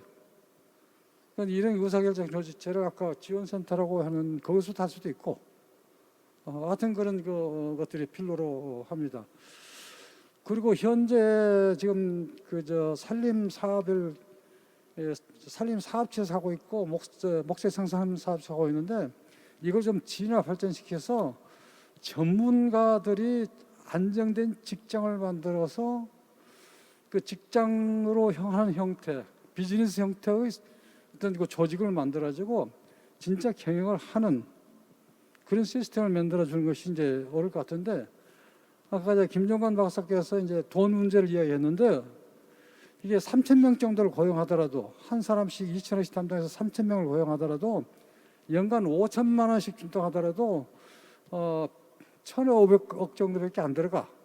그런데 이 사람들이 목재를 생산해서 나올 수 있는 것은 1.5조야. 다시 말해서 이 사람들이 생산할 수 있는 가치의 10%만 줄 수 있다면은 정상적인 지속적인 생산 경영, 그러니까 아주 그 가치 있는 임업 경영을 할 수 있는 잠재력이 있어요. 그런데 이런 것들을 서로 이해를 안 한다든가 아니면은 모른다든가 막 이래서 이런 문제가 해결되지 않고 있지 않나 이렇게 보고 있습니다. 하여튼 이런 문제를 좀 해결해 줬으면 좋을 것 같아요. 그 두 분의 말씀을 종합하면 그 지역 산림 거버넌스가 있어야 된다. 그래서 의사결정 체계를 만들어서 계획적인 산림 관리, 산림 경영을 해야 되고, 그리고 거기에 이제 그 계획을 하기 위해서는 산주들의 참여가 반드시 필요한 거고, 그 산주 참여를 위해서 중간 지원 조직 같은 시스템이 필요한 거고, 전체 산림 관리를 하는데 새로운 인력들을 그 경영자들을 투입해야지만이 계획적 관리가 가능하다. 그리고 거기서 충분히 재화 서비스를 생산하고 할 거기 때문에 그거에 10%만 투자하면 가능한 문제다라고 주장을 하신 거죠. 네, 한 말씀 더. 지금 새롭게 마이크를 쓰셔야 돼요. 안 했잖아요. 네, 그것도 같이 말씀해 주시면 되고요. 짧게 말씀해 주시면 허남주 대표님. 네. 받아들일 거 전주 조금만 대표님. 말씀을 아, 네. 들으십니다, 그죠? 네. 지금 마 박사님도 말씀을 하시고 이 어떤 뭡니까 일선에서의 어떤 그 민주적인 그런 조직을 만들어서 하는 거, 소위 거버넌스를 형성하는 거. 그래서 그런 것을 하려 그러면은 어떤 동기를 부여해주는 조직이 있어야 됩니다, 그죠? 그래서 그 조직을 소위 제가 말씀드린 임업지원센터라는 조직, 임업지원센터라는 조직, 과거에 그 협업경 지도서 같은 그런 조직을 만들어야 된다, 만들어줘서 이 임업지원센터가 산주들을 통해서 그런 여러 가지 일을 다 이제 벌리는데, 그리고 또 산주들의 그 대리 경영도 하고 또 생산물도 유통도 하고 다 해주는 이런 기능을 하는 걸 조직을 만들어야 된다는 말씀이고, 그리고 또 산주들의 소통이 안 됩니다. 산주들이 무슨 생각을 하는지 몰라요. 들어야 약을 주는데 전혀 산주들을 들을 기억이 없어요. 기회가 없어. 그래서 산주 포럼을 만들어 가지고 산주 포럼을 만들어서 산주들이 의사 얘기를 하고 정부와 정책과 소통할 수 있는 그런 창구로서의 산주 포럼을 만들어서 운영을 해야 된다, 그런 말씀을 드립니다. 네, 고맙습니다. 그래서 어떻게 보면 과거에 70년대, 80년대 하셨던 일을 현대적으로 고쳐서 지금 제안을 하신 것 같아요, 그죠? 네. 추가적으로 한마디 참고로 좀 하나 드릴게요. 지금 김정관 박사가 지금 하고 있는 산림경영지원센터는 이미 그 구라파에 핀란드나 이런 데 가서 보게 되면 똑같은 조직이 있어가지고 하고 있습니다. 그런데 그것도 1990년대에 범면들에서 한 거예요. 지금 이거 지금 한다 하더라도 한 20년, 30년 뒤떨어져서 핀란드 보드면 하는 똑같은 조직이 나타날 수 있어요. 그러니까 방금 이것을 구체화시킬 수 있도록 좀 누구 지나간 이야기를 듣지 말고 좀 구체화시켰으면 좋을 것 같아요. 참고로 핀란드 1997년도에 산림법을 보시면은 이게 똑같은 조직이 있습니다. 알겠습니다. 네, 지금 말씀하신 산주 포럼이나 협의회는 오늘 협의회 준비 회의가 또 열리고 올해 내에 울주 지역에서는 저희 선생님 일자리 과제와 더불어서 포럼을 설치하자는 이사장님 말씀을 빌어서 저희가 시작을 하려고 하니까요. 뭐 어떤 초기 단계를 만들 수 있지 않을까 기대를 해봅니다. 전지표 회장님께서 되게 오랫동안 기다리셨는데요. 말씀 부탁드리겠습니다. 이제 이제 세 분들의 말씀은 하여튼 지금 경영에 대해서 집중한데 저는 이러한 변화를 갖게끔 하여튼 하려면 조직이 강화되어야 된다는 얘기를 자꾸 하려고 하는데 이 얘기를 지금 이걸 해야 될지는 모르겠으나 저는 현재 우리가 해야 할 조직을 생겨야 되겠어요. 그래 나는 일 옆으로 지금 얘기를 하는데 우리 지금 당장에 가져와야 할 업무가 있어. 예? 바로 어느 부처에서 하는 야생동물 조수 이거는 분명히 우리 산림청에서 터반이 산에서 새가 날고 동물이 돼지가 타는데 이걸 딴 데서 하고 하니까 이게 효율적인 관리가 안 돼. 돌같이 산림청에서 야생동물 관리해서 그거를 지금 나는 늘 신문에 한번 기고했어요. 지금 이걸 여러분 그 돼지 같은 걸 이거 다 이렇게 포획하고 왔던 잡아서는 어디다가 했다 하느냐 하고 조선을 보냈더니 전부 폐기한다고 그래요. 난 그거 믿지 않는데 이거는 독일같이 세입을 잡아란 말이에요. 판다고 영림서에서. 그래서 저는 그 얘기를 할 보다도 하여튼 조직에서 당장 야생동물을 좀 찾아와서 우리가 효율적인 관리를 하자 하는 얘기를 지금 조직에서 빨리 가져와야 할 일을 내가 강조하고 싶어 그래요. 이건 참 고맙습니다. 중요한 겁니다. 예. 네, 가져온 건 좋은데 방금 야생동물 얘기는 좀 없던 얘기로 해주시면 좋겠습니다. 우리 정서에는 지금 수용하기 굉장히 어려운 얘기인 것 같아요. 그러니까 네. 그런 힘을 가지려니까 알겠습니다. 조직을 강화해야 된다는 얘기입니다. 호람 회장님도. 네, 허남주 회장님 혹시 말씀하실 것 있을까요? 예. 네. 조금 전에 뭐 김영관 박사도 그렇고 마 박사도 그렇고 그 산주를 가지고 있어야 할 그러한 당위성 그거에 대한 뭐 경제적인 이익이라든지 이거 산주가 산을 갖고 있어야 잘못하면 뭐 손해나 보고 욕이나 먹고 이렇게 되니까 그러면 어떻게 해야 되느냐? 산에서 수익을 올려야 된다 이거죠. 산에서 수익을 올리는 것이 물론 여러 가지 방법이 있겠지만 기본적인 수익은 목재 수익이다. 그래서 목재 수입이 돼야 그 수익이 올라간다 이거죠. 그런데 우리나라 지금 목재 산에 나무 잘라가지고 목재 수익해서 수익을 올리겠느냐? 이거에 대한 연구 왜 못하느냐? 그래서 이제 아까 제가 말씀드린 마냥 아주 고급 수종으로 바꾼다든지 고급 가공을 한다든지 여러 가지 방법이 있어요. 예를 들어서 우리 뭐 잘 알겠지만 이케아라는 그 가구 공장이 우리나라에 들어와 있죠. 그 사람들이 원래 스웨덴에서 시작을 해가지고 뭐 여러 나라로 이제 지금 세계화되어 있는데 그 사람들이 처음에 나무가 많아서 이렇게 된 게 아니에요. 그것이 그 기술을 잘 연마해가지고 어떻게 되면 효과적으로 나무를 이용하느냐 이런 기술을 자기들이 터득했기 때문에 그 노하우를 가지고 세계를 석권하고 있는 거거든요.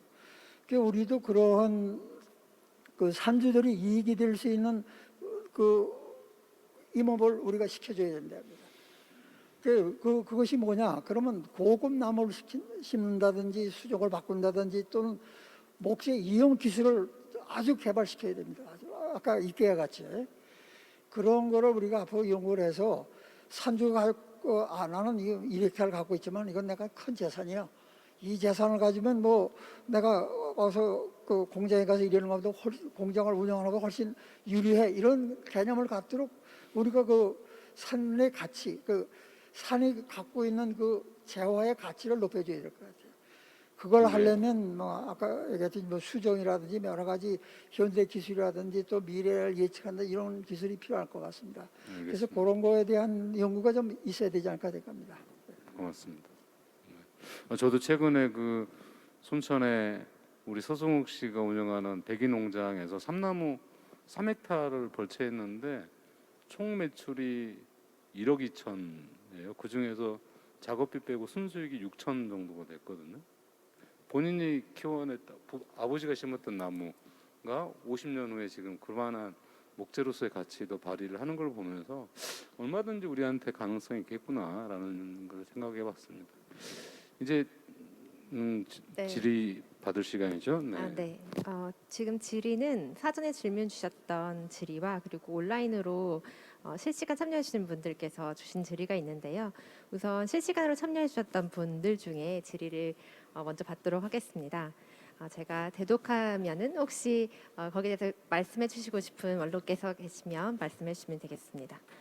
네, 질문입니다. 네, 제가 말씀드릴게요. 임산공학 전공 대학생이라고 합니다. 벌목이 환경을 파괴하는 행위라고 생각하시는 분들이 많은데요. 이러한 인식을 바꾸기 위해서는 어떻게 나아가야 할까요? 라는 질문입니다. 마상기 박사님. 네. 네, 할게요.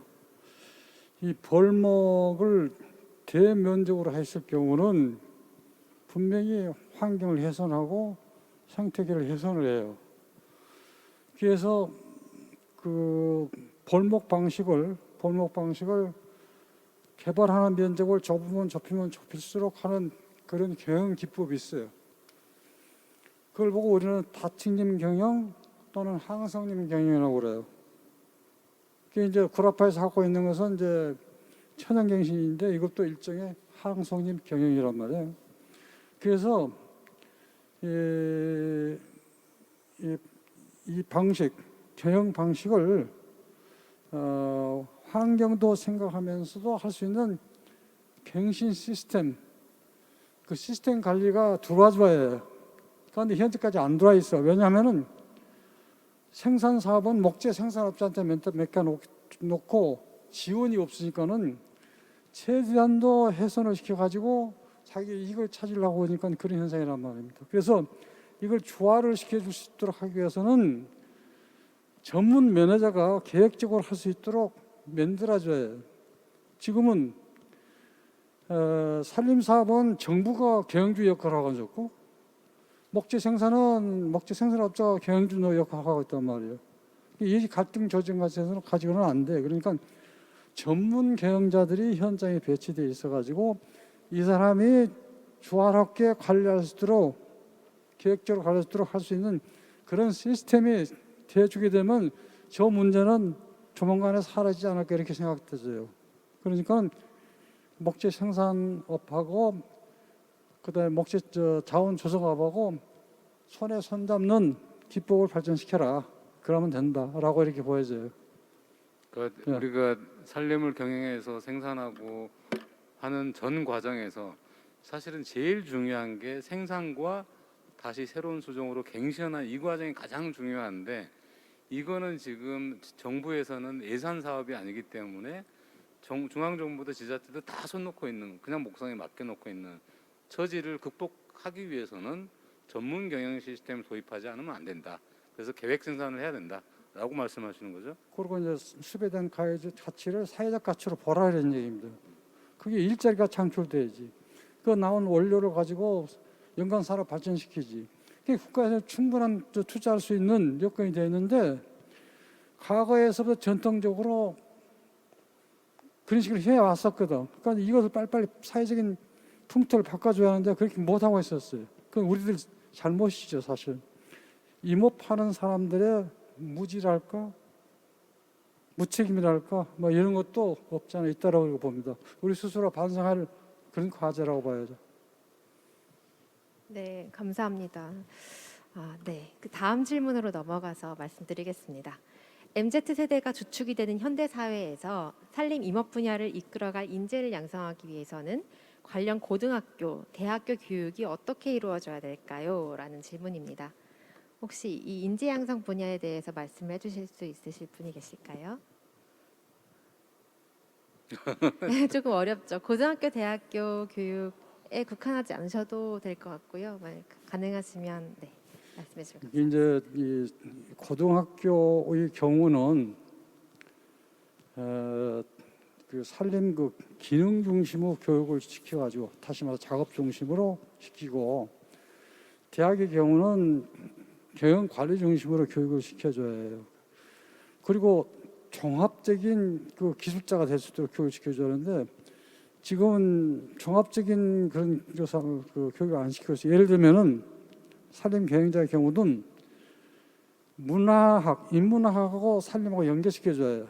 그러면 산림 미학을 공부를 해야 해요.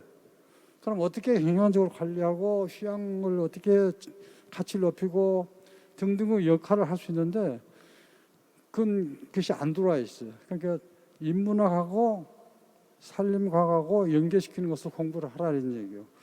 또 그 생태학의 경우도 마찬가지예요. 그 생태학하고 그 산림 경제하고 연결시키는 것을 만들어 준다면은 시민 단체하고 싸울 이유가 하나도 없어.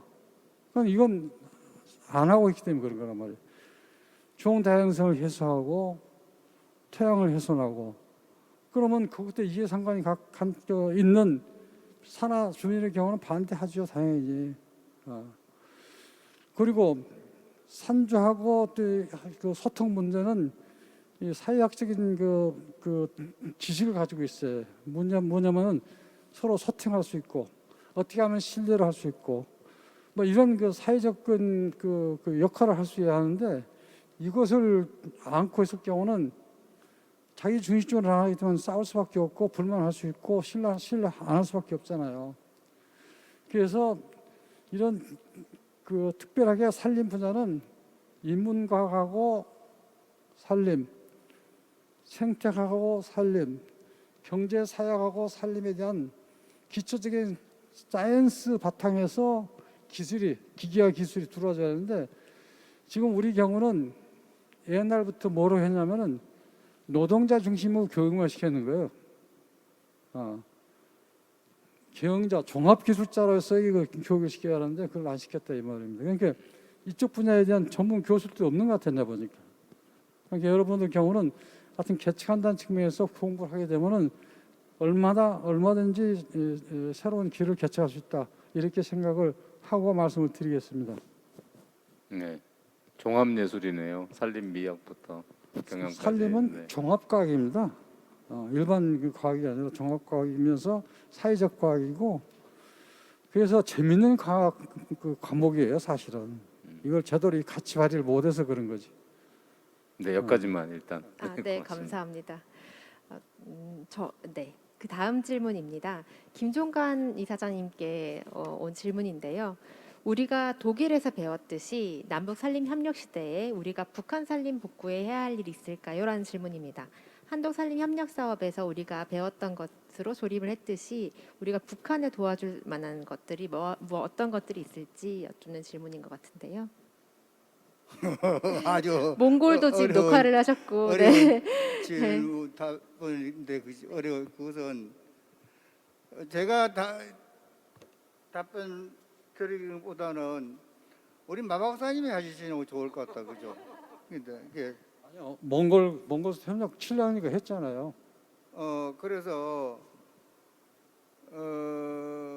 좋죠. 남북 산림 협력 좋죠. 그렇게 해야 되는데 이것은 어떤 외교적으로 정치적으로 풀어야 할 문제지 임업 기술자가 할 수 있는 얘기는 지금 아니라고 생각을 합니다. 그래서 물론 우리 남북 관계 교류를 좋게 하기 위해서 꼭 필요한 거 남북 산림 협력 사업 꼭 해야 된다라고 생각을 합니다.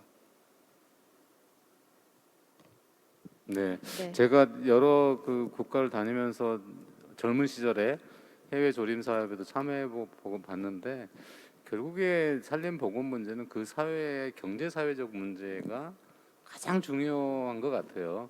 그리고 이제 조림 기술이 필요한 거고. 그래도 조림 기술이나 뭐 이런 기술적 측면에서는 또 같이 협력하고 도울 수 있는 일도 많이 있지 않겠어요? 그렇죠. 이게 제가 지금 몽골에서 네. 약 6년 동안 그 사막 가방 조림 사업을 지원을 하는 데 참여를 했습니다. 그래서 몽골 같은 경우에 건조한 지역에 살 수 있는 생육할 수 있는 그런 수종 개발, 육종도 하고 수종 개발도 하고 이렇게 노력도 하고 해서 나름대로 수종들을 이렇게 확보를 했습니다. 지금 현재 심고 있는 것이 그게 저 비술 나무 같은 거, 비술 나무 같은 거, 또 토레포프라라는 거. 토레포프라는 이 내염성 수종으로서 이 건조에도 강하고 또 이게 저 소금기, 소금기에도 강한 내염성도 강하고 이런 수종인데 이런 수종들을 개발했습니다. 그래서 그런 과정에서 정말 저 북한 조림 관계 생각을 했습니다. 이래서 북한도 지금 상당히 좀 건조하기도 하고 그래서 이 그 몽골에서 잘 자라는 이 비슬나무 같은 거, 또 토레포폴라 같은 이런 수종들을 몽골 북한 이 조림 서랍에 네, 하면 좋겠다는 그런 생각을 해서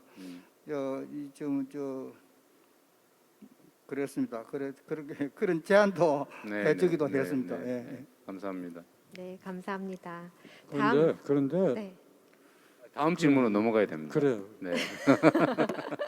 죄송합니다. 다음 질문은 허남주 회장님께 한 질문인 것 같은데요. 산주분께서 지금 참여를 해주셨습니다. 거창 고재면 산주입니다. 낙엽송 식재 50년째인데 현재도 50년 전 가격 그대로입니다. 조림 사업에 대한 수종 선택 등 조언을 부탁드린다는 말씀입니다. 거창이면 남쪽이죠. 네, 경남북도. 네. 네.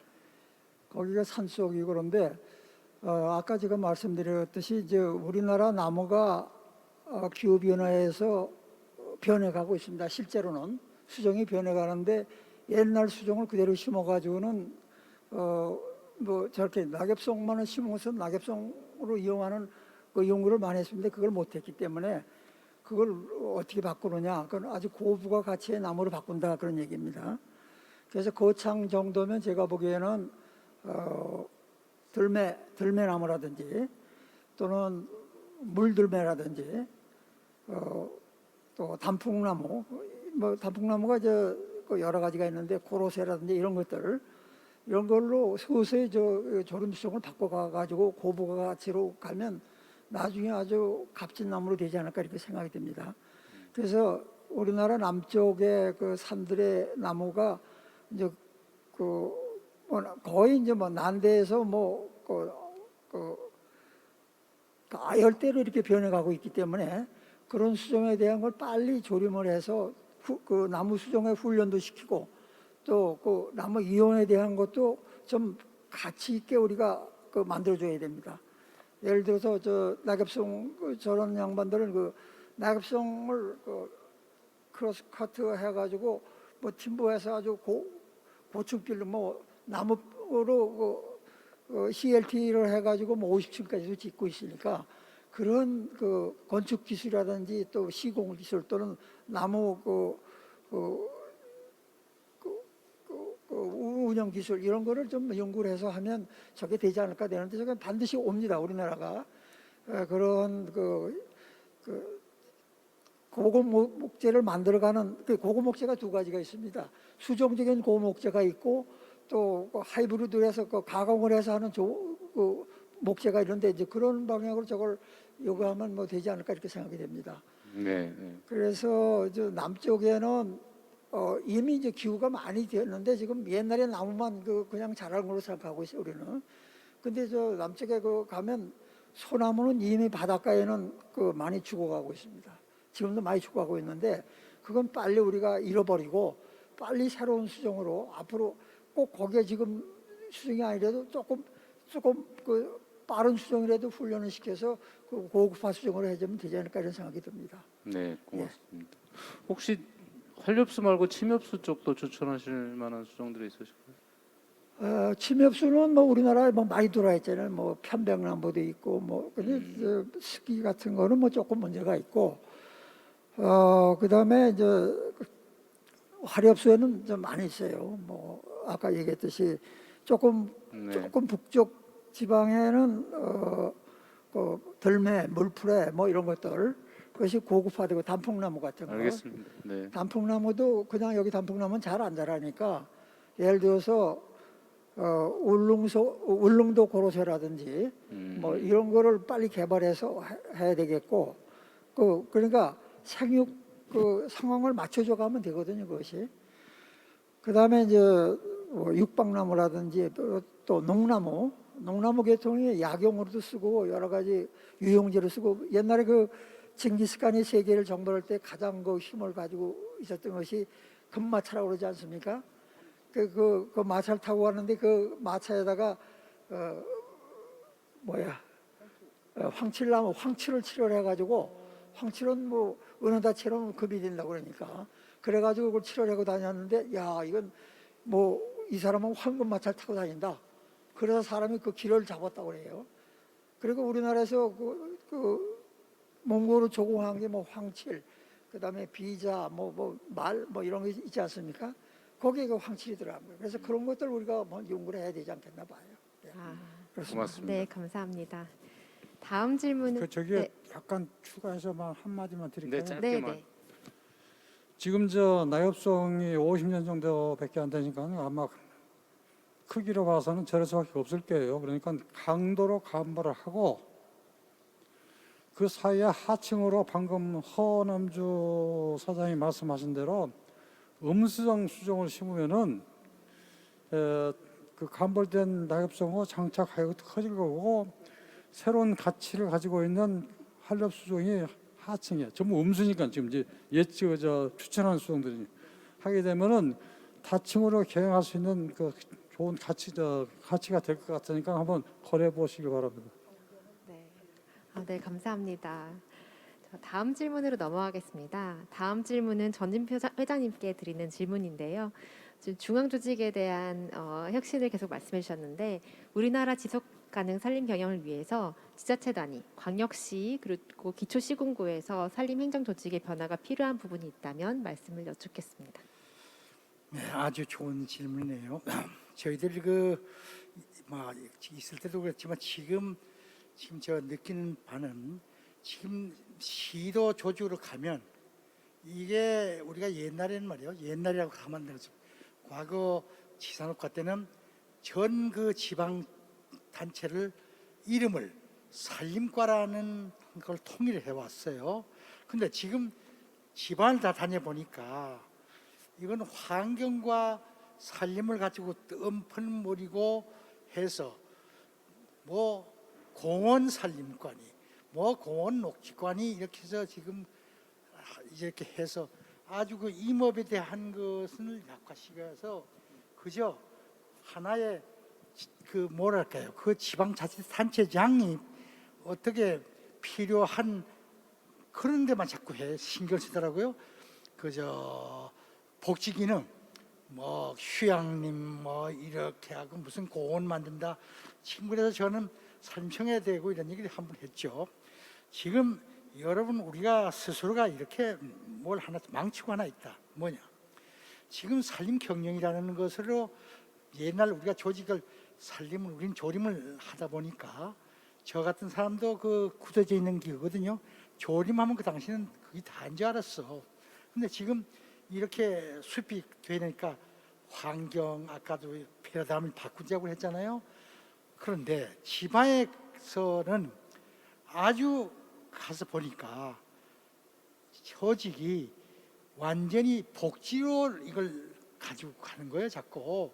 그러니까 경영이라는 것은 뭐 산에 가봐서 어떤 이력도 뭐 사이름도 그렇고 국이름은 국이름은 잘 하고 있지만 그래서 이거를요 저는 조금 우리 중앙에서 지방의 중심으로 그 행정에 지원 보조금을 줘서 진짜 그 임업을 하는 전문인을 우선 집합시켜야 되겠는데 가서 물어보는 거예요. 제가 무슨 전공했어? 전부 전공은 우리 임업과 거의가 없어요. 뭐 이상한 거로 해서 와서 제일 취급하는 것이 아주 뭐랄까요, 힘이 없는 또 그런 분들이 와서 앉아서 있기에 여기에 계장들은 분명히 좀 지선 지방에 있는 군수 시장들이 임업 출신을 좀 뽑아서 그 계장 과정만은 좀 해달라고 부탁을 하고, 지금도 저는 임의회를 하면서 나가면서 그런 얘기를 하거든요. 이것은 하여튼 중앙에서 보조금으로 줄 때에 분명히 집중적으로 어떠한 강화시키다는 그러한 뭐랄까요, 오더가 없이는 안 되겠어요. 지금 실례로 말이죠. 안동에서 일어나는 얘기입니다. 안동에서 산림박물관이 있어요. 산림박물관. 그런데 거기 이거 뭐 딱딱 때려 얘기하겠어요. 거기 경남 도지사가 이 소위 뭡니까, 박물관을요, 누구 돈을 얼마 줬나, 중앙에서 50%, 지방에서 50% 줬는데 분명한데 우리한테인데, 이 양반이 관광화 만들겠다는 거예요. 관광지로. 그래서 임업 박물관에 있는 거를 딴 데로 가져가라. 그래서 지금 그게 어디로 가 있냐면 지금 그 관광공사로 지금 넘어갔단 말이요. 그래서 여기에 대한 항의도 하고 지금 했는데, 결과적으로 또 힘의 논리에 의해서 지금 선거직이 돼 놓으니까 우리가 졌어요. 그래서 산림박물관에 모든 소장하는 임업 그 도서가 지금 갈 데가 없어서 고민하고 있습니다. 자, 이래서 이거는 우리 청에서도 문제지만 지방자치단체장들이 이거는 조직을 바꾼다, 분명한 강화를 시켜야 되는데 이것도 힘의 논리로 된다. 그래서요. 마무리를 해주시죠. 마무리는 어떤 조직을 산림청에서 강화를 하도록 우리가 건의를 하고 여러분들의 힘을 밀어주십시오. 그러면 바꿔야 됩니다. 예, 맞습니다. 그것밖에 더 여러선 얘기 못하겠네요. 네, 감사합니다. 다음은 마상규 고문님께 온 질문입니다. 지금까지 거버넌스를 기반으로 하고 국민의 참여를 기반으로 한 산림 경영에 대해서 말씀해 주셨는데요. 백년숲 경영을 위한 우리나라 시민단체의 역할과 개선 사항에 대해서 말씀을 부탁드린다는 질문입니다. 지금 현재 시민사회 단체하고 임업하고 이제 갈등 관계였는데, 이 갈등 관계를 해소하기 위해서는 시민사회 단체에서도 거버넌스, 그러니까 경영의사 결정에 의견을 반영할 수 있도록 할 수 있는 그런 새로운 거버넌스 조직을 법제화시키든 무엇시키든 간에 그렇게 하도록 해서 서로 소통할 수 있도록 해주면 될 것 같고, 그리고 이 시민사회 단체도 그 모니터링을 통해서 정책을 좀 임업을 감시하는 것이 아니라 산림 임업을 활성화시키고 하는 그런 것들을 촉진을 시키면서 지역사회도 발전할 수 있도록 하기 위해서는 그런 모니터링을 통해서 이런 일을 담당할 수 있도록 하는 그런 체계도 좀 발전시켰으면 좋을 것 같아요. 그렇지 않으니까는 이 적대적인 관계로 이렇게 자꾸 본단 말이에요. 그런데 사실은 손에 손잡고 가야 할 그런 관계지 적대 관계는 아니잖아요. 그리고 시민단체에서는 그 서비스 문제, 예를 들면 산림을 이용한 에너지 문제랄까, 산림이란 교육 문제랄까, 산림을 이용한 관광 문제랄까, 산림을 목재를 이용한 어떤 산업 지역화의 발전할까, 뭐 이런데 시민단체들도 참여할 수 있는, 그래서 서로 협력하는 그런 시스템이 될 수 있도록 했으면 좋을 것 같아요. 적이 아니라 협력하는 자로서, 협동하는 자로서 하는 시스템이 된다면 문제가 될 리가 없을 것 같아요. 이게 모르니까 그래요. 서로가 모르면 싸우고 알면 친해지잖아요. 서로 알 수 있는 그런 체계를 만들어줬으면 좋을 것 같아요. 네, 감사합니다. 정말 그 시민사회와 그리고 국민들과 함께 손에 손잡고 경계를 허물고 앞으로 나갔으면 좋겠다라는 바람이 저도 듭니다. 마지막 질문입니다. 허남주 대표님께 드리는 질문인데요. 우리나라 고유 수종, 특히 화렵수 목재의 쓰임을 확대하기 위해 목재 산업계에 주문하실 사항이 있을까요?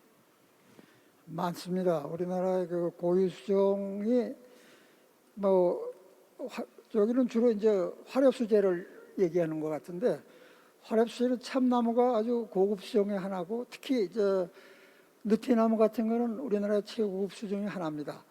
그 다음에 옛날에 많이 심었던 참중나무가 요즘은 뭐 거의 없는데, 그 옛날에 울타리에 많이 심었어요. 울타리 목으로. 근데 그 참중나무가 우리나라의 로즈우드라고 그렇게 얘기하는 사람도 있어요. 아주 참중나무가 좋은데 지금 없어졌고, 참중나무, 그 다음에 이 중부지방에서는 아까 말씀드린 단풍나무 계통, 특히 고로쇠 계통의 나무, 그 다음에 들매나무 같은 게 아주 좋습니다. 그런 것이 좋고, 또 남쪽에서는 그러한 목재를 어떻게 사용할 것이냐, 여기 주로 목재 산업을 주문하실 사항이 없을까 얘기했는데, 그런 목재를 특별히 사용하는 게 많습니다. 예를 들어서 단풍나무 같은 건 그걸 아주 얇게 썰어서, 전부 지금까지는 미국이나 주로 미국에서 수입해서 썼죠. 참나무도 그렇고. 그래서 그걸 우리나라에서 공급해 준다면 아주 고급 수종이 되죠. 그 다음에 얘기했지만 느릅나무 같은 거 이런 것도 아주 좋습니다. 근데 그런 거에 대해서 그 가공 방법이라든지 이런 거는 뭐 지금 당장 한마디로 얘기하기는 어렵고, 가구라든지 뭐 슬라이싱이라든지, 그 다음에 피크나 이런 외재를 사용하는 걸 그걸로 좀 바꿀 수 있으니까 그런 식으로 하면 좋을 것 같습니다. 예. 이상입니다. 네, 감사합니다. 지금까지 토론과 그리고 질의 답변까지 마무리를 했는데요. 이제 마칠 시간이 된 것 같습니다. 원장님께서 마무리 발언하시면 될 것 같은데요. 네. 그 2시간 반이 어떻게 갈까? 이 어르신들 모시고 제대로 꼴이나 할 수 있을까 생각을 했는데, 오히려 지금은 뭐 시간이 좀 부족한 듯한 느낌이 들지 않나 싶은데요. 허남주 회장님 마지막 그 질문에 사실 최근에 현장에서 답을 좀 만들어가고 있는 것 같아요. 제가 울주군에서 그 한 제재소를 방문했을 때, 그분 오랫동안 이제 낙엽성을 고급재로 그 수출 포장용재로 만들어서 파시는 분인데, 대안을 활렵소에서 찾아야 되겠다 하면서 스스로 이제 참나무를 건조하고 가공하는 방법을 벌써 5년째 연구하시다가 불을 2번이나 내셨더라고요. 뭐 그런 분도 있고, 우리 청주의 흥평 이목 같은 데서는 이미 한 10가지 활렵 수종들을 제제목으로 가공하고 있는 그 정도까지 발전하고 있는 것 같아요. 그래서 그 현장에 스스로 대안을 찾고 있는 분들을 어떻게 우리 사회가 키워주고 도와주고 이렇게 할 건가, 이런 시기에 와 있지 않나 싶습니다. 아까 저기 네 분께서 했던 말 중에 저는 가장 인상 깊었던 얘기가, 우리가 과거의 성과에 취해서 거기서 아직 벗어나고 있지를 않다. 그러니까 세계 유일의 조림 성공국이라고 우리 스스로 자화자찬하면서, 그래 국민들이 그래 잘했다 하고 박수를 쳐줬는데 계속 그 얘기만 하고 있으니, 그럼 그 다음엔 뭔데?